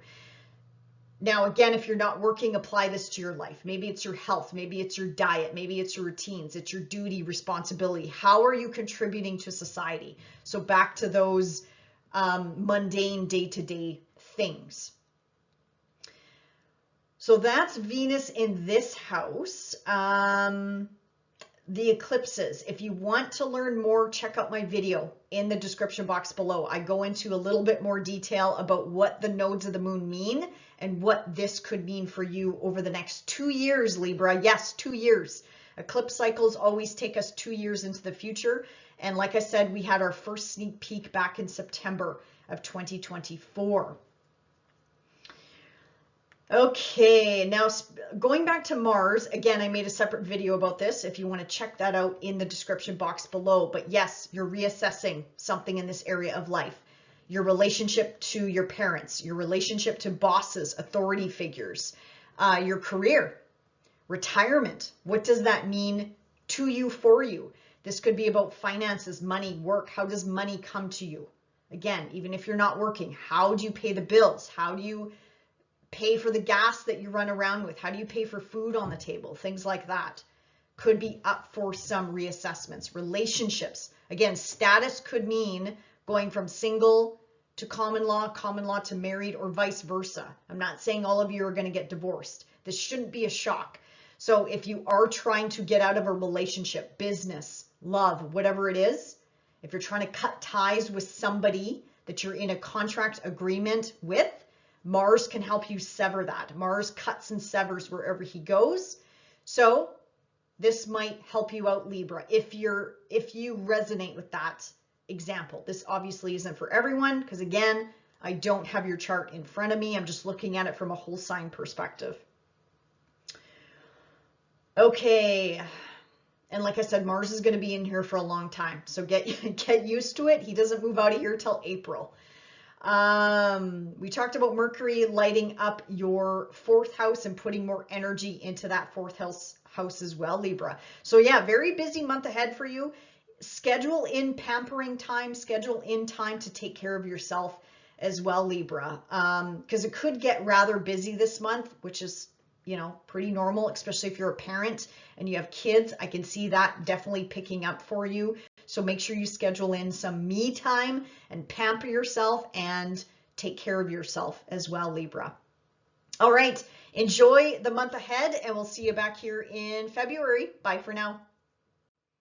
Hey Scorpio, welcome to January 2025. Let's talk about where all the energy is concentrated in your chart, where I think some of your focus is going to be for the month ahead. So it's all at the bottom of your sky, as you can see. So the sun continues to trek through your third house. Third house is very busy. So it's all about text messages and communication and education and learning something new. Also on the work front, it could get quite busy. This is focused on relatives, family, cousins, extended family members, neighbors, neighborhoods, place of living for some of you as well, your local environment, your local community, transportation, how it is that you get around, Scorpio. This is also actually, if you're a writer or a publisher, really nice energy coming in for you this month. You'll have that clarity of thought, clarity of mind, because Mercury is also popping in here this month, pretty much for the entire month. So Mercury was 2 months in your second house of work, of income, material possessions, resources, how you earn a living. And now he finally moved out into your third house. This is going to, again, put focus on work, your local community, the mind, education, teaching, learning something new, upgrading your skill set, contracts, agreements, signing on the dotted line, things like that. Focus will at least be a lot more clear this month, and you'll be able to focus in or hone in on whatever you want to focus in on, whether it's your finances, work, if you're retired or not working, hobbies, whatever you want to focus in on. But it can also be busy. So like I said, I think that busyness is definitely going to continue. And then the sun moves into your fourth house middle of the month. So this is going to then shift the energy into your home, family, living circumstances. Again, relatives could be in the spotlight, extended family member could be in the spotlight, siblings, cousins, relatives, that could continue for the month of January as well. This could also put the spotlight on a mom, a dad, an authority figure in your life, or you as a parent, Scorpio. This could be new beginnings coming in for you as a parent, your parenting style, or what does parenting mean for you. Now, new beginnings in this area of life on the home front. Now, this might happen at the end of the month, January 29th, and you do have Jupiter supporting this new beginning. I love this for you, Scorpio. This is money, resources, material possessions, real estate, any sort of shared asset that you have with a love partner, a business partner. This could be inheritance, investments, whatever this new beginning is. It looks really nice. It's making a nice connection up to a financial house, up to your, this could be about your partner's finances too, Scorpio. So maybe this isn't about you. Maybe this is a new beginning with your partner's finances, for example. Also, Scorpio, for you, I'm going to jump ahead here because I heard travel for you. Really nice month to travel. If you're able to travel, long or short distance, really nice month to travel. I'm just going to put that out there because I keep hearing that. So, or saving for a trip. Maybe some of you are saving for a trip because any seeds you plant around the 29th of January, they're going to come to fruition 6 months from now. So maybe you're planning for a trip within the year, for example. Excellent time to start saving and planning for a home renovation project, a creative project, working from home, renovating the home, building a home, moving, whatever the case may be, Scorpio. This is you putting money aside for a rainy day or putting money aside for something that lights you up, brings you joy, brings more pleasure or self-expression into your life as well. Now let's jump up to that full moon at the top of your sky. So this is in your 9th house of Cancer, and this is happening on January the 13th. Again, emphasizing the education access, the travel access. So this could be about religion, spirituality, legal matters. This is an ending, keep in mind. So if you do have any legal matters or legal battles or citizenship or paperwork or immigration, passports, anything like that, this is an ending. This is a culmination point. So it should wrap up this month, Scorpio. It should, depending on, again, your circumstances and how this is hitting your chart personally. But this is an ending, a culmination point. Anything to do with international shores, foreign lands, foreign cultures, meeting people from all over the world. If you run a business, own a business, Scorpio, this is putting yourself out there, finding a publisher. If you're in the writing field, teaching, coaching, mentoring, I think it could be a really nice month for you because again, this education access is lit up for you this month. So there could be a lot of changes and shuffling and shifting and pivoting this month. As I mentioned, good month for travel because it's lighting up that access for you as well. Let's see here. This is also the house of pushing yourself outside of your comfort zone, Scorpio. So maybe taking on something new or reassessing something, or again, incorporating something into your day to day. Going back to school, thinking about going back to school, or maybe you becoming a mentor, a teacher, a coach, an elder, passing down your knowledge to somebody else. Okay, now I want to talk about Venus. You got a loaded 5th house now, Scorpio. You have the North Node in there, which is new. That's happening this month.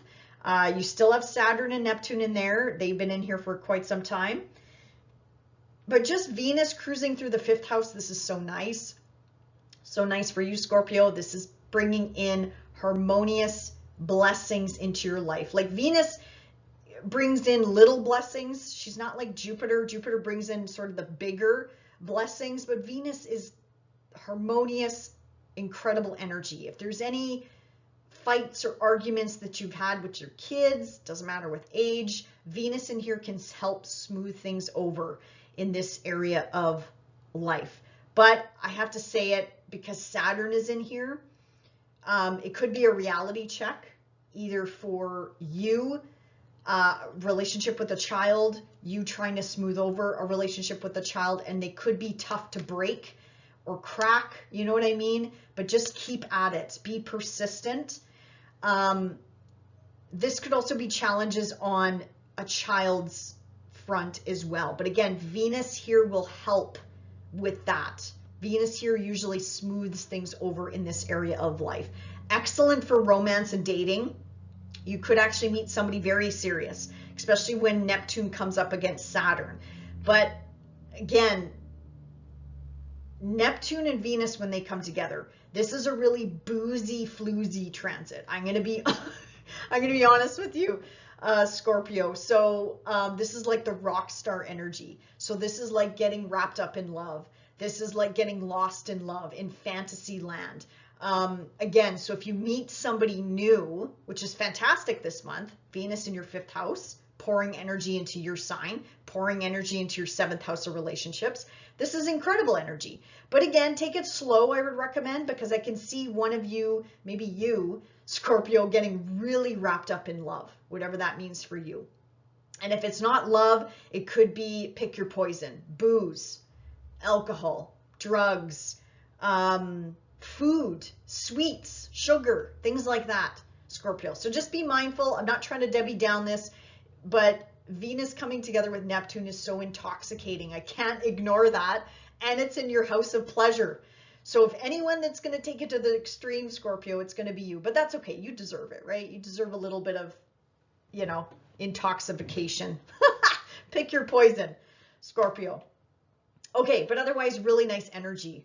Just filling up your 5th house there. Again, making nice aspects to you, pouring in harmonious energy into your planets, placements, points, Scorpio. Now, Mars retrograde in Cancer. I made a separate video about this, if you want to check that out below, if you haven't already done so, he's going to be here for about 3.5 months. So buckle up. You're reassessing something in this area of life, similar to what we talked about with the full moon. Religion, legal matters, higher education, teaching, long distance traveling. This could also be short distance traveling. Ethics, belief system, anything to do with international shores, international matters, pushing yourself outside of your comfort zone. And this is your ruler, Scorpio. So you will feel this, but the nice thing about Mars in Cancer is that he's actually making trines to your planet's placements points, Scorpio. So for example, if it's your sun, you're reassessing your career, you're reassessing your work. What does day-to-day duty and responsibility mean for you? This could be reassessing your health and well-being as well, because Mars does represent you and your physical body.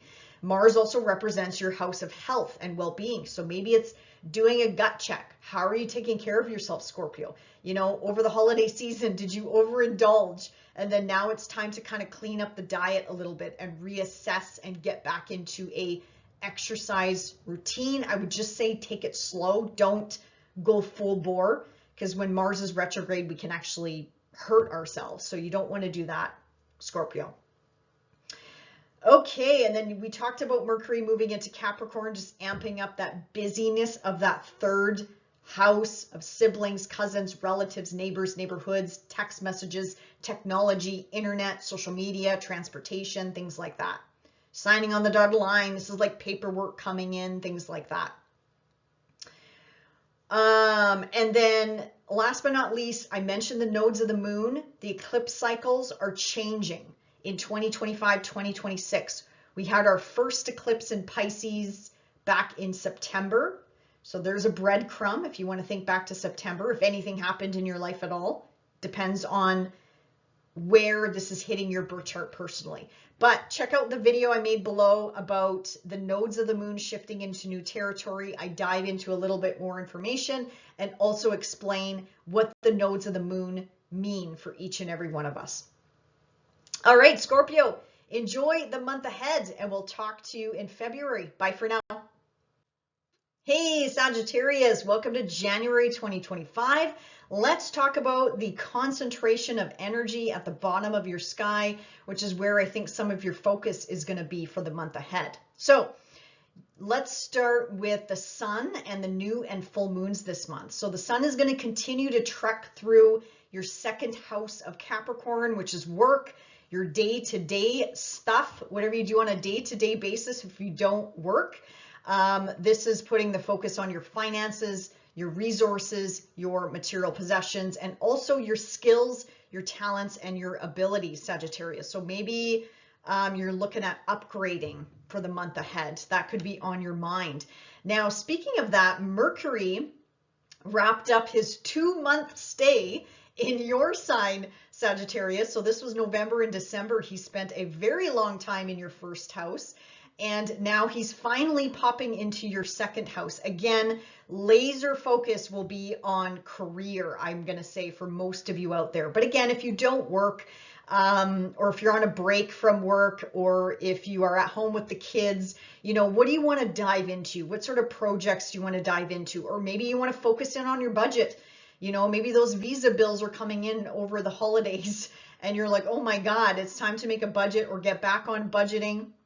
Or again, do you really need those 3 boats in the yard or 3 RVs in the yard or whatever the case may be? Reassessing those material possessions, you know, and maybe thinking about letting some things go so you can put the money elsewhere, maybe for your own educational pursuits or something to do with the home, the family, foundation, whatever the case may be, Sagittarius. So that's going to be some of the focus.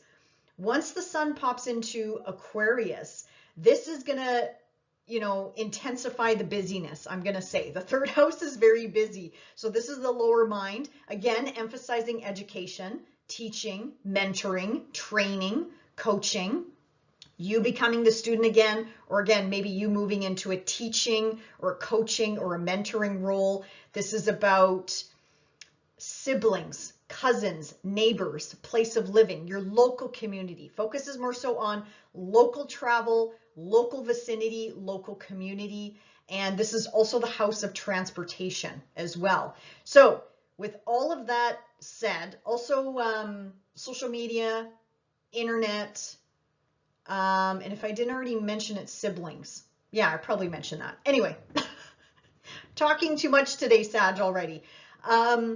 New beginnings in this area of life.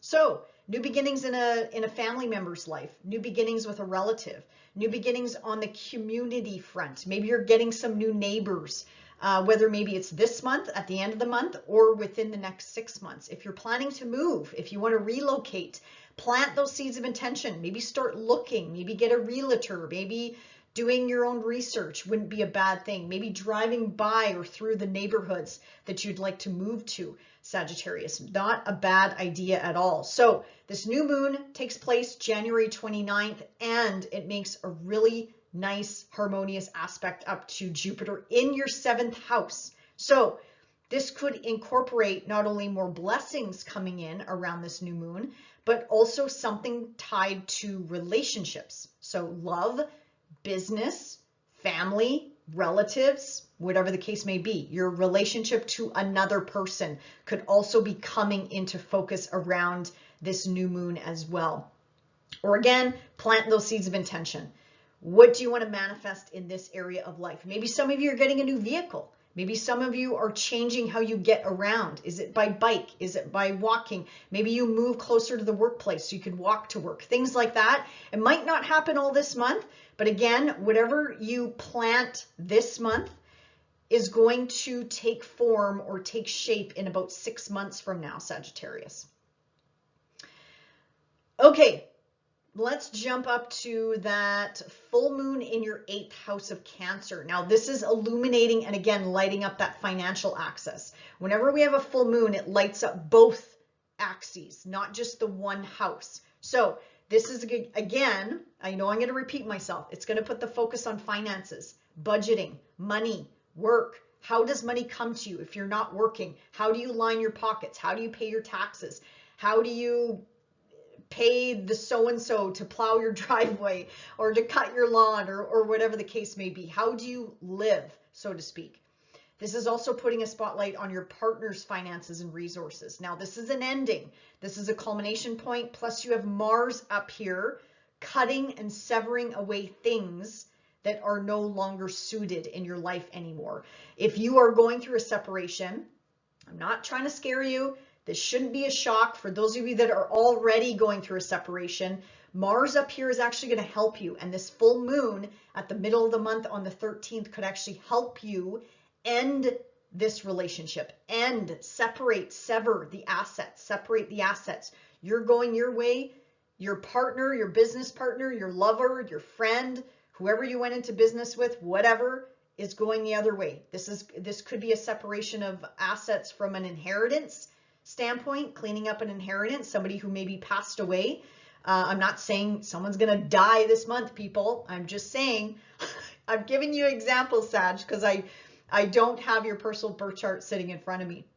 But regardless, putting the spotlight on your finances and your partner's finances. If you do have a partner in crime, whether that's in love, business, or friend or family for that matter, Sag. Okay. I want to talk about Venus in Pisces because now you got a stellium happening at the bottom, literally the foundation of your sky. You have Neptune, Saturn, the North Node, and Venus there, activating that 4th house of home, family, foundation, property, relatives, extended family members. Also, you as a parent, or this could be mom, dad, authority figures in your life if they are still with us. So Venus is a blessing. If I take away all the other energies in your 4th house, Venus transiting the 4th house is awesome. It's really nice to smooth things over with family, with kids, with relatives, with siblings, you name it. Venus smooths anything, any rough patches that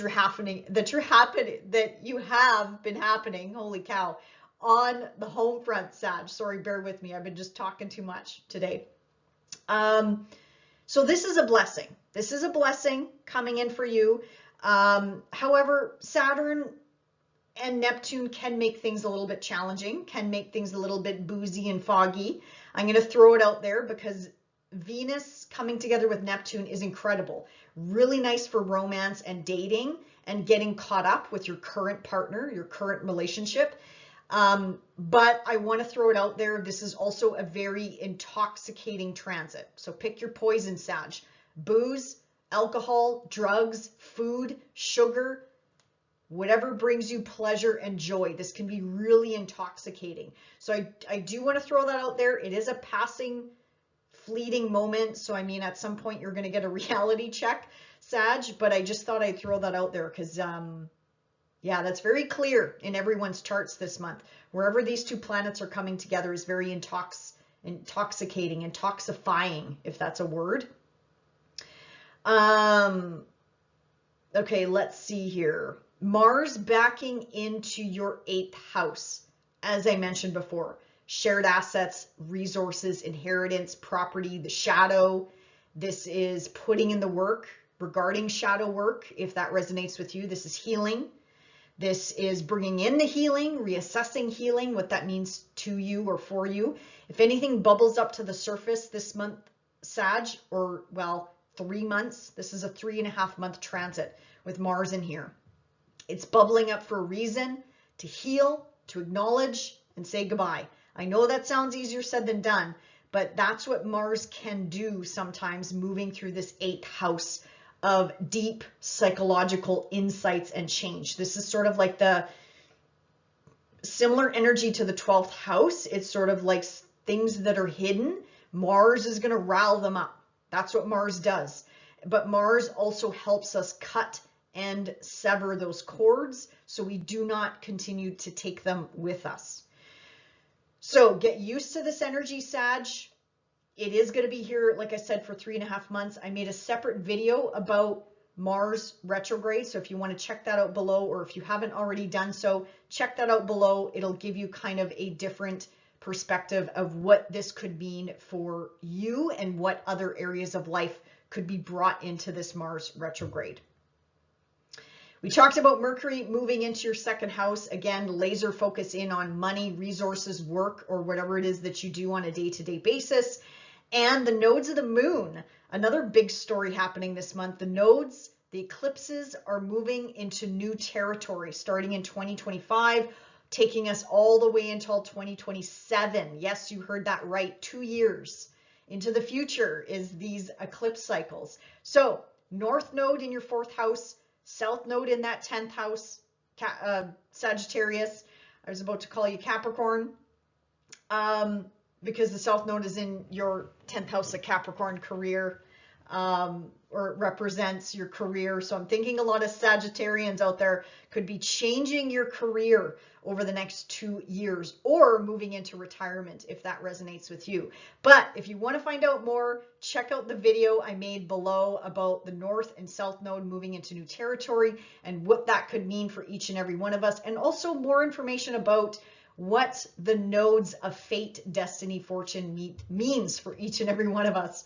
All right, Sag, enjoy the month of January, and we'll see you back here next month. Bye for now. Hey, Capricorn, welcome to January 2025.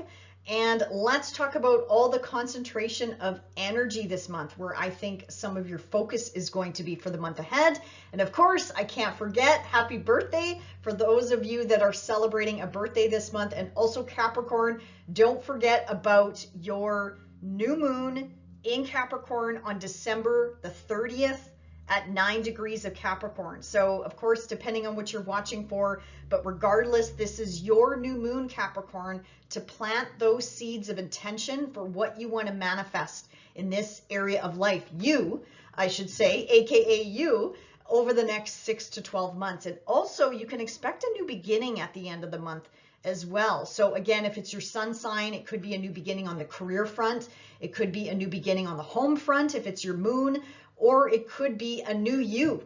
A new you is going to come into form in some way, shape, or form in 2025, Capricorn. So maybe, again, you're launching back into society, whatever that means for you, or if you've been taking a break from work, or maybe change a career, change a status, Change of how you're known in your local community, Capricorn, could be up for some measures over the next several months. So anyway, let's talk about the sun. Let's start with the sun and then move into the new and full moons this month. So the sun, of course, continues to be lighting up your sign, Capricorn. So infusing that heat, that warmth, that energy into your rising sign, your moon sign, your sun sign, whatever you're watching for right now. So Capricorn, this could bleed out into all areas of life. Like I said, your career, your home life, your relationships, whether this is in business or love or family or friendships, could be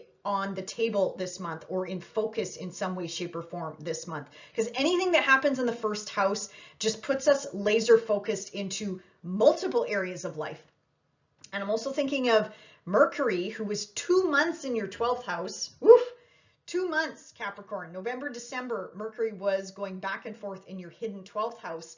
Now he's in your first house. So I feel like there's like a launching here, Capricorn, or getting back into a routine. The holidays, like I said, whether you took a break or if you celebrate the holidays or some sort of holiday around this time of year, this is kind of like relaunching back into society, getting back into routines.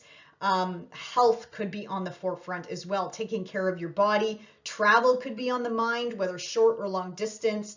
Education, upgrading, learning something new, anything that lights you up, Capricorn. Advertising, if you got a business, putting yourself out there this month. I just feel like the energy, the spotlight could quite literally be on you this month, Capricorn. So I love that.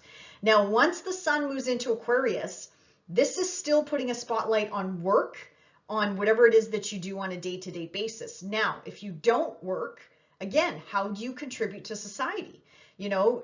Are you into humanitarian efforts? Do you walk dogs? Do you paint houses? Do you build decks? Like, what do you do? What do you do on a day-to-day basis? And if you just keep your couch warm, that's okay too, Capricorn. Because everybody is in a different spot in their lives right now. So I'm not here to judge, but that's what the focus is going to be on. Also your finances, your money, your resources, your investments. How does money come to you? So whether you're working or not working, how do you pay the bills, your taxes, your debts, your loans, things like that could be coming into more focus for you this month as well. And what I love about this is that you have a new beginning in this second house this month. So I'm jumping to the end of the month, January 29th. You have a brand new beginning in this area of life. Now, something could come to fruition this month or it might not. Again, this is depending on your personal birth chart, and if you have anything around 9 degrees, this is where you're going to feel this the most, or it's going to incorporate something into this new beginning. So if you're looking to change careers, if you're looking to change jobs, Capricorn, put yourself out there. Plant those seeds of intention.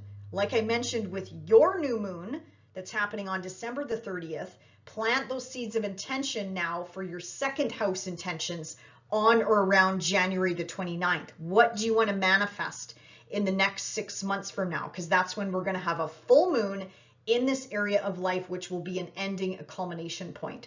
So again, some of you will experience this as a new beginning, and some of you will experience this as planting those seeds in the dark and watching them grow as the months go on, Capricorn. So this is good news for finances, good news for investments, good news for resources. Also your skills, your talents, your abilities. Maybe you want to upgrade your skill set. Again, changing jobs, moving into something new, applying for that promotion or whatever the case may be. Looks really good this month, Capricorn. Now, jumping to that full moon on January the 13th. This is also illuminating you, because full moons illuminate both axes, and you are on the Cancer Capricorn axis. So this full moon is not only illuminating something in your partnership sector, this is also highlighting you, like what we talked about. You are in the spotlight this month in some way, shape, or form. So 7th house is partnerships, love, business, family, friends, whoever you're in bed with, quite literally or metaphorically, of course. Marriage, contracts, agreements, negotiations, maybe renegotiations. You do have Mars here going back and forth for the next 3.5 months. The last time Mars was here was October 2024. This is when he started his long retrograde stay here. So he's back here now for 3.5 months, reassessing how you relate to another person. This could be business. This could be love. Again, marriage. If you are going through a separation or a divorce, Mars here will actually help you sever the relationship, the contract, the agreement, and help you make a clean break from that. So, and again, I'm not saying all of you are going to get divorced, okay? This shouldn't be a shock or news. If you're happily married, happily in a relationship, this doesn't apply to you. This will come out in other areas of your life.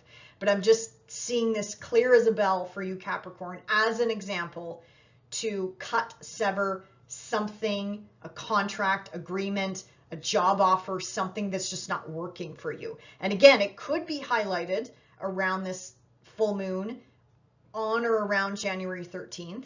But again, this is a bigger Mars cycle that's going to play out until middle of April. So he's going to be in here for quite some time. So kind of get used to this energy.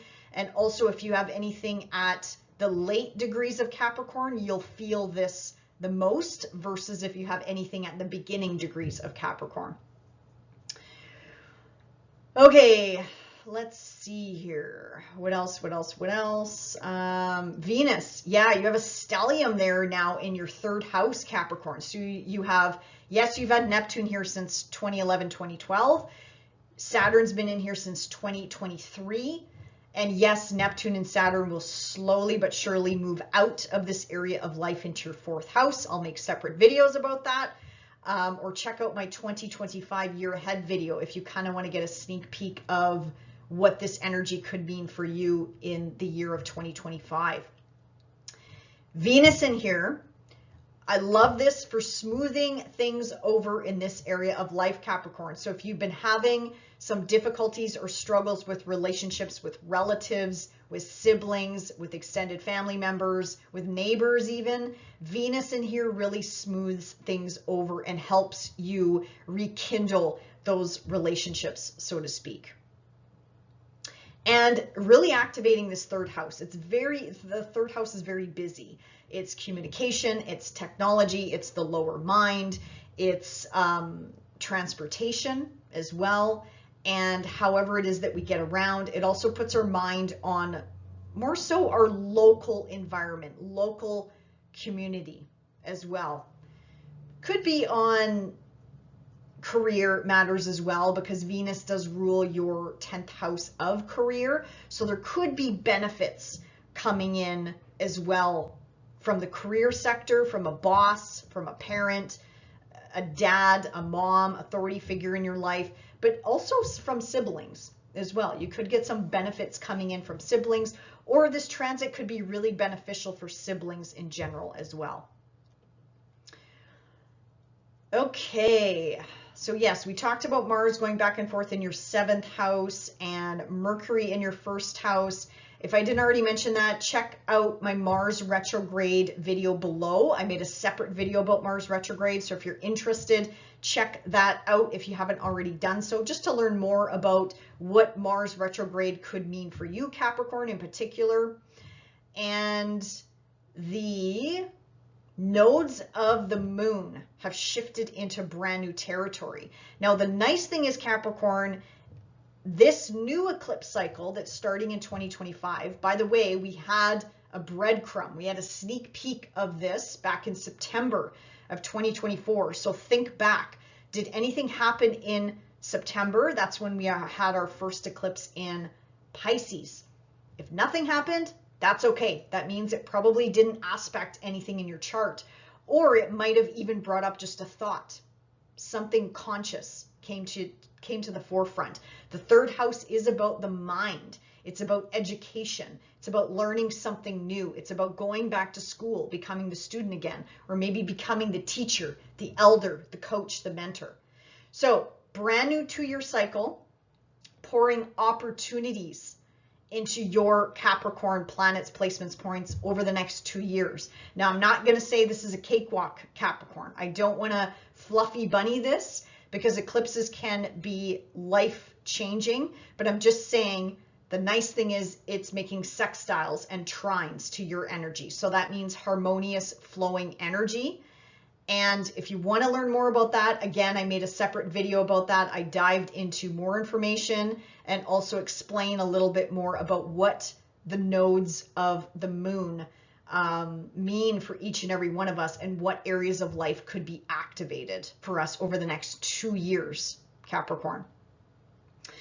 Otherwise, that is about it, my friends. Enjoy the month of January, and we'll see you back here next month. Bye for now.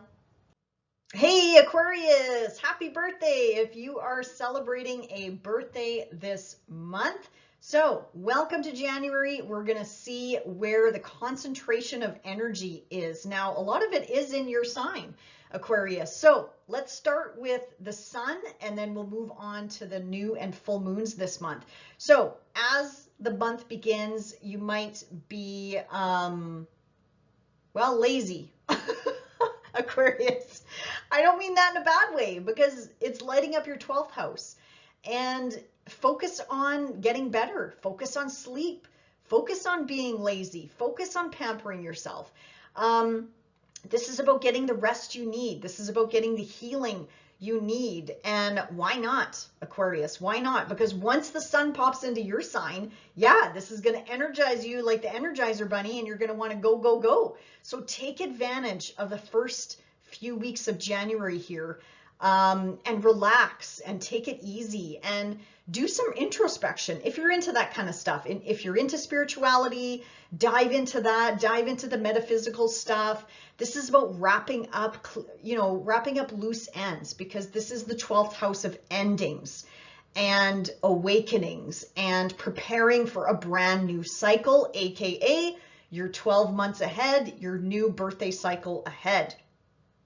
Now, Mercury is in here as well, Aquarius. So Mercury was in your 11th house for 2 months. So November and December with the retrograde. Now he's finally cruising along into your 12th house. So again, this is going to amp up that spirituality. This is going to amp up the rest and relaxation and taking it easy. And solitude is going to be really important for you. If you crave it, Aquarius, yes, that's for a reason, because again, once Mercury pops into your sign at the end of the month, which I'll talk about next month, but wherever Mercury goes, brings in the mind chatter, brings in the busyness, brings in the text messages, the communication, that like the busy day to day starts to ramp up when Mercury moves into your first house. So again, maybe a good time to get into a restful, what do you call that? Like a nice habit routine of bedtime routine. If your mind is racing, try to put down the technology, anything that like stimulates the brain. Try to take it easy. Get into reading or writing, or for those of you that do, what is it called? Scrying or scribing or something, where you just sit there and you just write. I think that could be really beneficial for you. Again, I get it. That's out there. That's definitely not for all of you, but that's what I heard. But anything to do with writing or journaling, I think could be really nice and beneficial for you this month as well, Aquarius. Also, hidden gifts, talents, and abilities lie in the 12th house as well. So this is also shining a spotlight on, or lasering in on, is there something you want to learn, something new you want to learn or put out there? If you have a business or metaphysical business or spiritual business or something like that, this is like launching once Mercury comes into your first house. This is like bringing it to the forefront, learning something new, taboo topics, like anything behind closed doors. So really good transit for that as well. Okay, and then when the sun moves into your first house, again, like I mentioned, this is going to pour in energy into your Aquarian planets, placements, points, whatever you're watching for. And on top of it, Aquarius, you have a brand new beginning here, January 29th, give or take a day or two, depending on where you are on the planet. Now, this is your birthday new moon, Aquarius. It doesn't matter when your birthday is. Now, if your birthday does land on or around the 29th, that means you're going to have a full year ahead of new beginnings. Now, if your birthday doesn't land on or around the 29th, or again, if you're watching for your moon sign or your rising sign, this is still a new beginning. This is a new beginning. This is planting those seeds of intention, planting those birthday wishes for the next 6 to 12 months. What do you want to call into your life? This is your first house. Pluto in your first house. You have the power to manifest whatever you want, Aquarius. You have the power to manifest your identity, how you walk into this world, what you're known for, your career, your home life, your relationships, whatever you want, Aquarius. Manifest big, go big. What is that saying? Go big or go home? So Aquarius, this is a really magical new moon. We only get this once, maybe twice a year. So take advantage of this energy. And like I said, set those wishes, set those birthday wishes and intentions, what you want to manifest.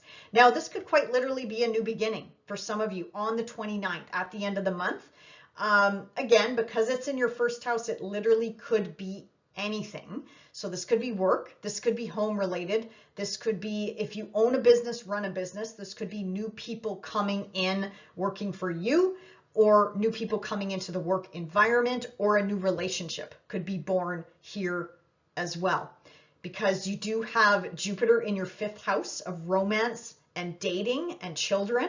So Jupiter is making a really nice aspect to this new beginning as well. So it could have something to do with a new beginning with a child, maybe pregnancy or starting a family, or again, new romance, love coming into your life as well. So if you're looking for love, Aquarius, put yourself out there. If you're already in a relationship, this is really nice romantic energy coming in around the end of January for you. So I love, love, love this for you. Now that full moon is happening in Cancer on January the 13th.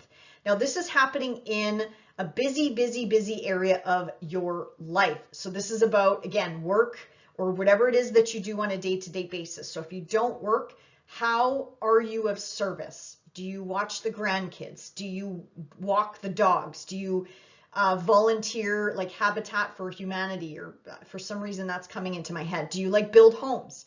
Like, do you put your efforts and energies into the collective, like your local community, your local environment, Aquarius? So whatever you do on a day-to-day, this is an ending. This is a culmination point.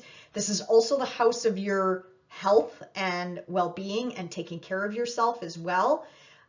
This might also highlight, because full moons highlight both axes. So again, there's some more emphasis on that hidden 12th house of healing, mentally, emotionally, psychologically, spiritually, awakenings, preparing for a new cycle, or again, something to do with launching something, working on something behind the scenes, and then now you're launching it. Maybe a work project, or again, if you're a business owner, launching something new in January to help your business, boost your business. This could also be about, again, advertising or social media, or people that work with you or work for you. There's changes possibly coming in at the middle of the month. Now, Mars here is going to help you cut and sever and end something in this area of life that's not working. So again, this could be with work. This could be health related or diet. Maybe there's like Mars in the 6th house to me also could mean an elimination diet, getting rid of something that's causing inflammation in the body. So get rid of it.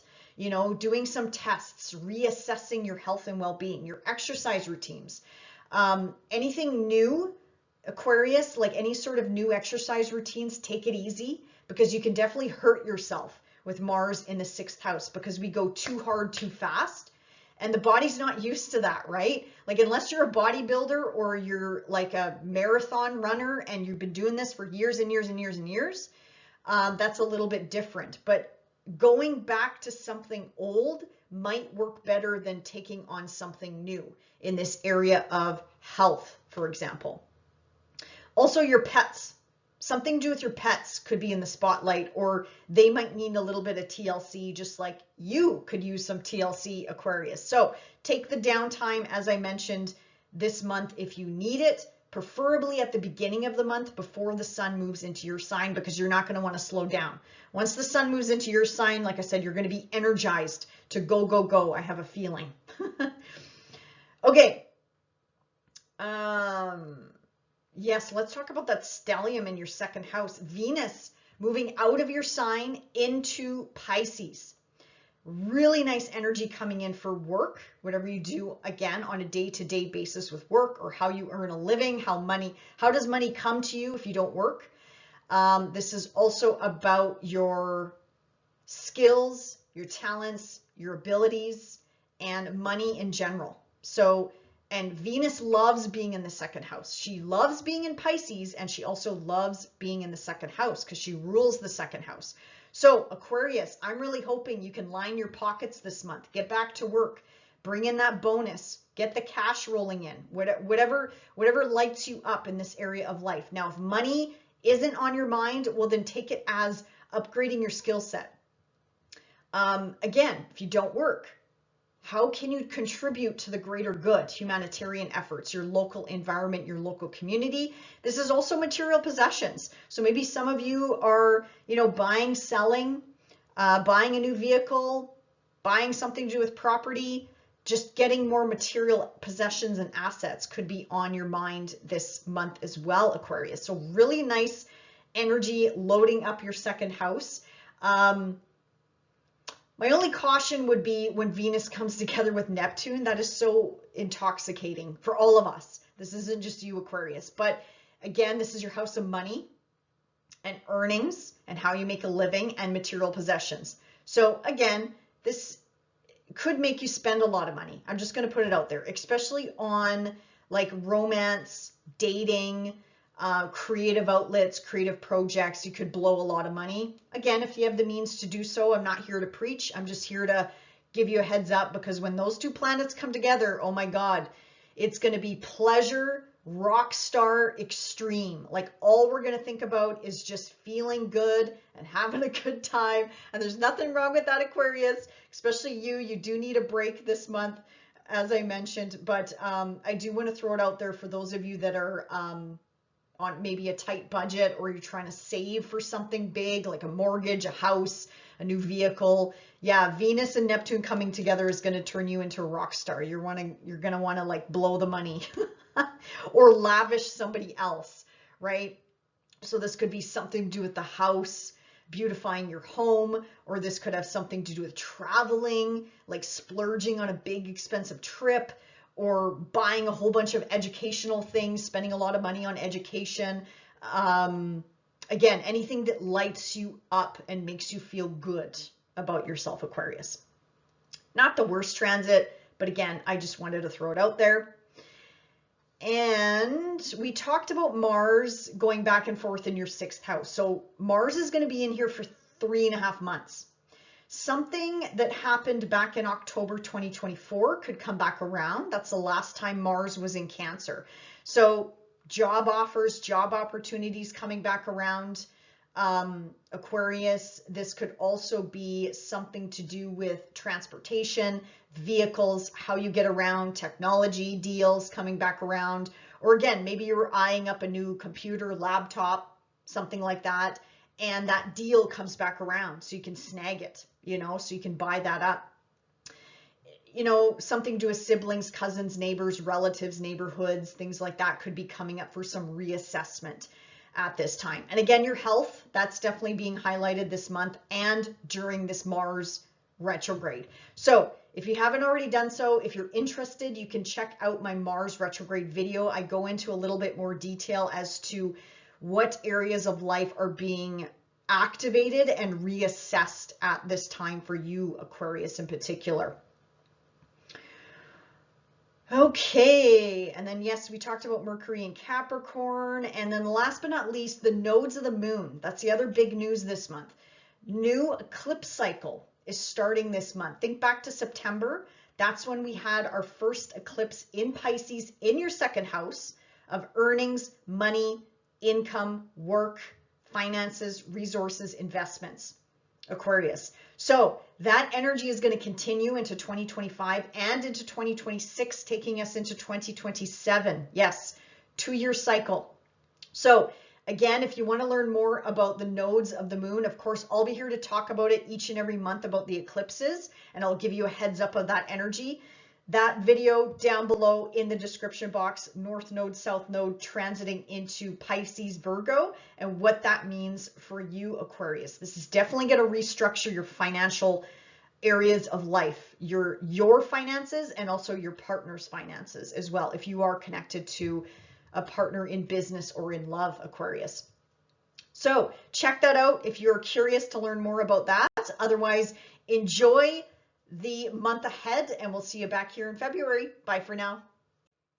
Hey Pisces, welcome to January 2025. Let's talk about the concentration of energy and where I think your focus will be for the month of January, or some of your focus for the month of January, I should say.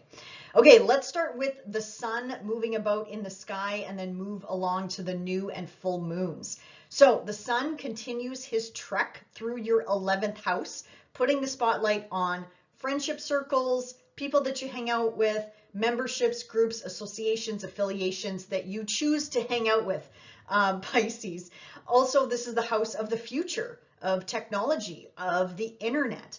Long-term commitments and goals are in this house as well. And this is also the house of older siblings as well. So the spotlight could be on an older sibling if that resonates with you, Pisces.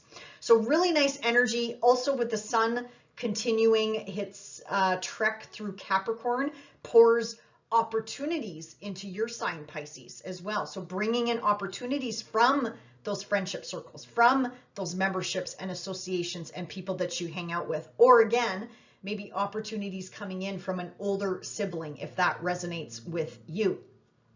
Now, with that said, Mercury is popping into this area of life for about 3 weeks or so. So Mercury was in your house of career and status and reputation for 2 months. So November and December, Pisces. So how did that go for you? Lots of reassessments on the career front, or whatever it is that you do on a day-to-day basis. If you're not working, this would be volunteer work, or how you want to make a difference in your local community or globally, you know, because the 10th house is very public as well. So what sort of reassessments took place over the last 2 months? Now you can take them with you as Mercury moves into Capricorn, and Mercury is going to make you laser focused in your career, in your long-term commitments and goals, which is a good thing. Again, if you're not working, apply this to humanitarian efforts, volunteer work, your finances, your resources, maybe even relationships, because Mercury is your relationship planet,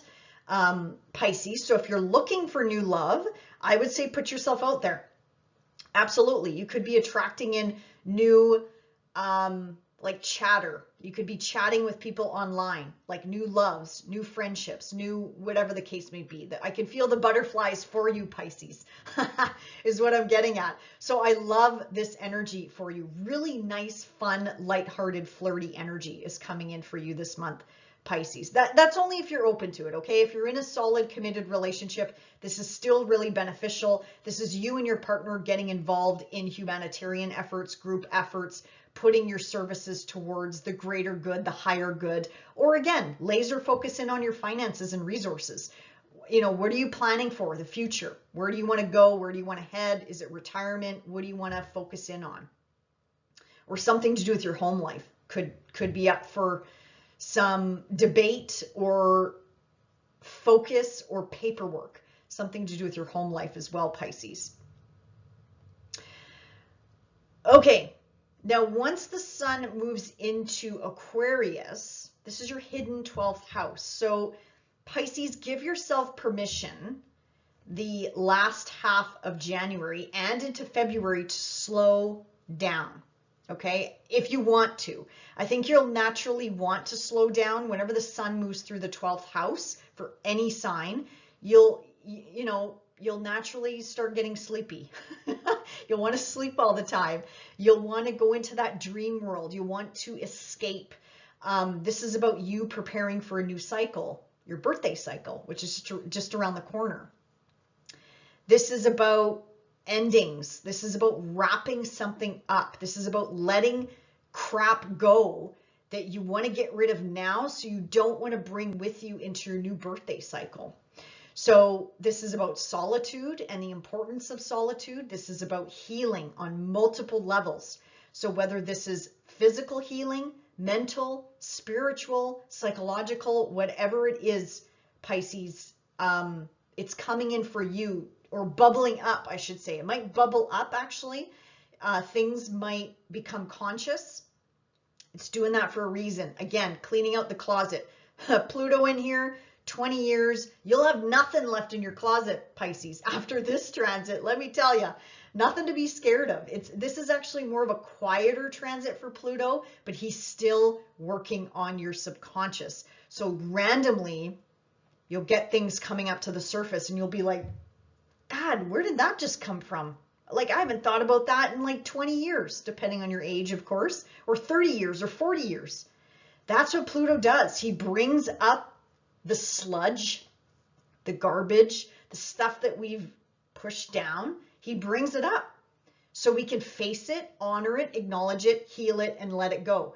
Great time to work with a counselor. If you haven't yet connected with a healer, a counselor, a social worker, whatever, now's the time to do it, Pisces, especially with the sun illuminating this 12th house as well. But again, I'm getting ahead of myself talking about Pluto because this is a 20-year transit, Pisces. So I'll probably be talking about it for a long time.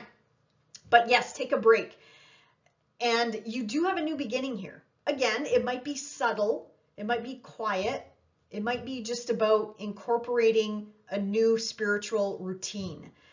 Bringing in meditation, bringing in, I don't know, massage therapy, something that lights you up and makes you feel good. Again, maybe finding a new healer, a new medical practitioner,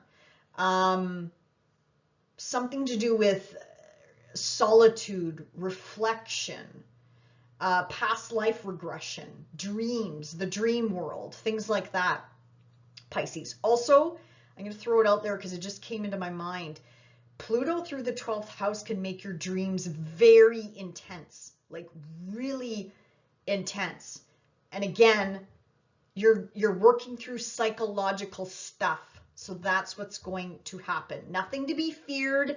I'm not trying to instill fear. Like I said, this is one of the transits of Pluto that some of you won't experience this as external circumstances. It's all internal.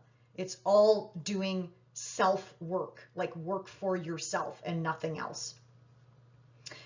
Okay, I keep going off topic here, Pisces. Sorry about that. But you have a new beginning here. So January the 29th, 9 degrees of Aquarius, brand new beginning. And Jupiter is making blessings, bringing in blessings into this new beginning at the end of January. I love this for you. This is about home, family. For you, I keep hearing solitude. So yes, try to incorporate that around this new moon, or again, incorporate it into your lifestyle, schedule it in some way, shape, or form.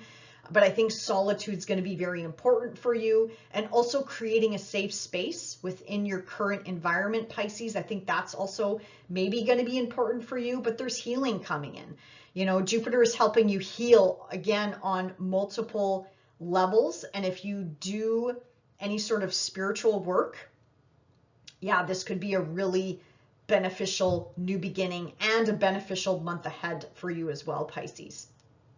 Okay, let's jump to that full moon down in your 5th house. Now, again, this is a really nice, the luminaries are really nice for you this month, Pisces. I love this. So the full moon is lighting up your 5th house, romance, dating, pleasure, joy, your children. This is creativity. This is what lights you up from the inside out. This could also be hobbies, side hustles, things like that. So this is an ending, a culmination point, Pisces, plus this full moon is pouring really nice energy into your sign. So if you have anything around 24 degrees of Pisces, this is impacting those of you the most. So again, if it's your sun, this could be something about the career. If it's your moon, it's something to do with your home, your family, your foundation, mom, dad, authority figures in your life, or your kids, if you do have kids.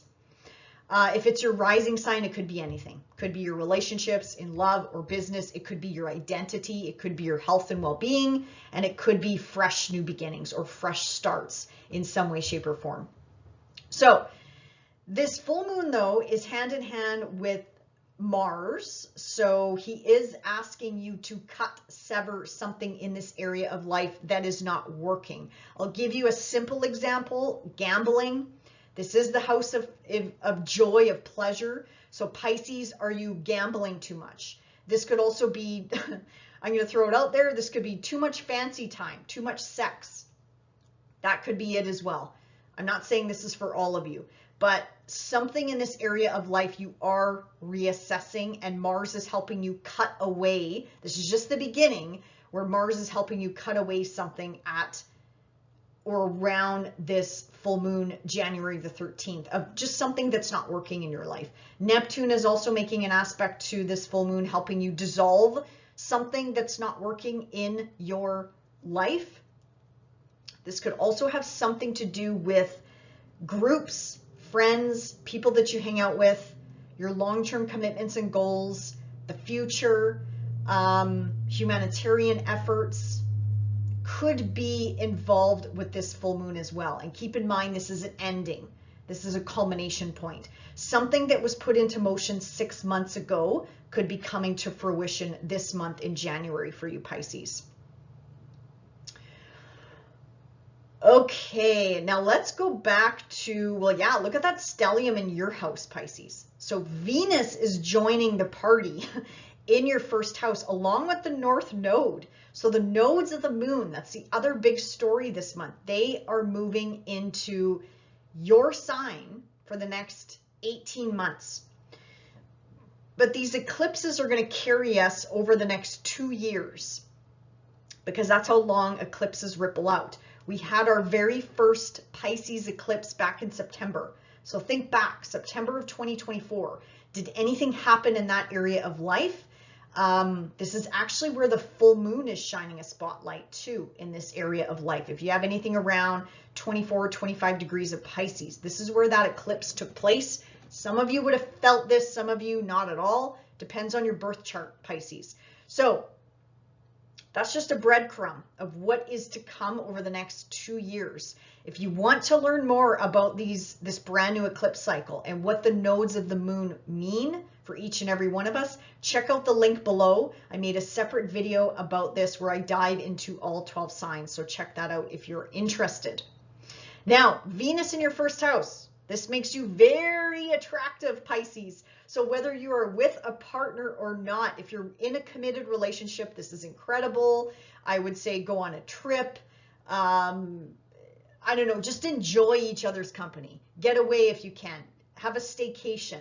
Stay in bed for the day. I don't know. Whatever brings you pleasure and joy, Pisces. This is what Venus is going to help you do, is indulge a little bit, pamper yourself a little bit. I just would caution, don't go too far, too hot and heavy, because Venus coming together with Neptune at some point, I think it's around the beginning of February she does this. Really nice energy for romance and sex for that matter, but you could get lost, Pisces. You know, those rose-colored glasses are going to be so thick you don't even know what planet you're on. Some of you might enjoy that, right? But at some point, you got to come back to reality, right? This is not a long transit, but she will be activating Saturn and Venus, or sorry, Saturn, Neptune, and the North Node and the South Node as she transits through Pisces. So just keep that in mind. Yeah, this is like rock star energy. I think you might have heard me say that before. So this is so intoxicating. And I know you're going to love this, Pisces. I know you're going to love this. I just know it. I just know it. So that's cool. Indulge. Be a rock star. You know, the drugs, the alcohol, the booze, the sugar, the sweets, the $10 lattes, like whatever you want to indulge in, do it. But yeah, just I caution you, just don't go too overboard, my friends. I don't want any of you to like OD or anything like that on sugar.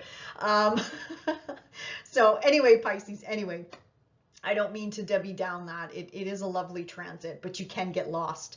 Really good for romance and dating. Put yourself out there, my friends. Especially if your rising sign is in Pisces. That means your descendant is in Virgo. So as I mentioned, Mercury is your love planet. So Venus at some point will make an aspect up to Mercury in your 11th house. Again, if you find somebody, it's going to be in your local environment. Somebody you might already know, somebody that you've chatted with in the past, or again, a friend of a friend could hook you up or connect you with someone, or you could meet this person at work as well, or whatever it is that you do on a day-to-day basis for work, Pisces. So really nice energy coming in for you here. And like I said, you are attractive. You're the great attractor. You could attract whatever you want into your life at this time. So enjoy this transit with Pisces in your first house. Mars retrograde, we talked about a little bit. I made a separate video about Mars retrograde. If you want to check that out below, please do so. But otherwise, he's going to be in your 5th house for 3.5 months. Middle of April, he'll move back into Leo. Now, Pisces, you're one of the signs, though. He's going to be trining your planets, placements, points, whatever you have in Pisces. He's going to be bringing in opportunities from the past. So again, love coming in from the past, romance coming in from the past, picking up creative projects from the past. That will be more beneficial for you than picking up something new, like a new hobby or a new project. It's better to wrap up the old than focus on something new. You'll have lots of time for that when Mars goes retro or direct, and that's in February. But go back to the old, anything old that lights you up. And I know that sounds strange, but going back to the old is better than picking up something new for now. We'll talk about it next month when Mars goes direct. But Mars is bringing an opportunity. Again, romance. If you're single, my God, put yourself out there, Pisces. If you're in a relationship, this is going to bring spicy back. This is the house of sex. 5th house, sex. Yes, bring it on, Pisces. Bring it on. So get hot and heavy under the covers. That could happen with Mars in the 5th house. Really nice energy for your kids too. Your kids could be going through some changes, some reassessments, going back over old ground as well. Yeah, pregnancy, if you're looking to start a family, again, take those next steps of starting a new family, whatever that means. If you need help, if you need the fertility stuff or whatever, or naturopathic doctor or talking to someone, yeah. Absolutely. Get that going this month, because with Mars retrograde, there's a reason for it coming back into this 5th house for you, Pisces. Art, music, poetry. Yeah, full on this month, but go back to the old. Don't start anything new just yet unless you absolutely have to. Otherwise, I think that's about it, Pisces, that I wanted to talk about. So enjoy January, and we'll see you back here next month. Bye for now.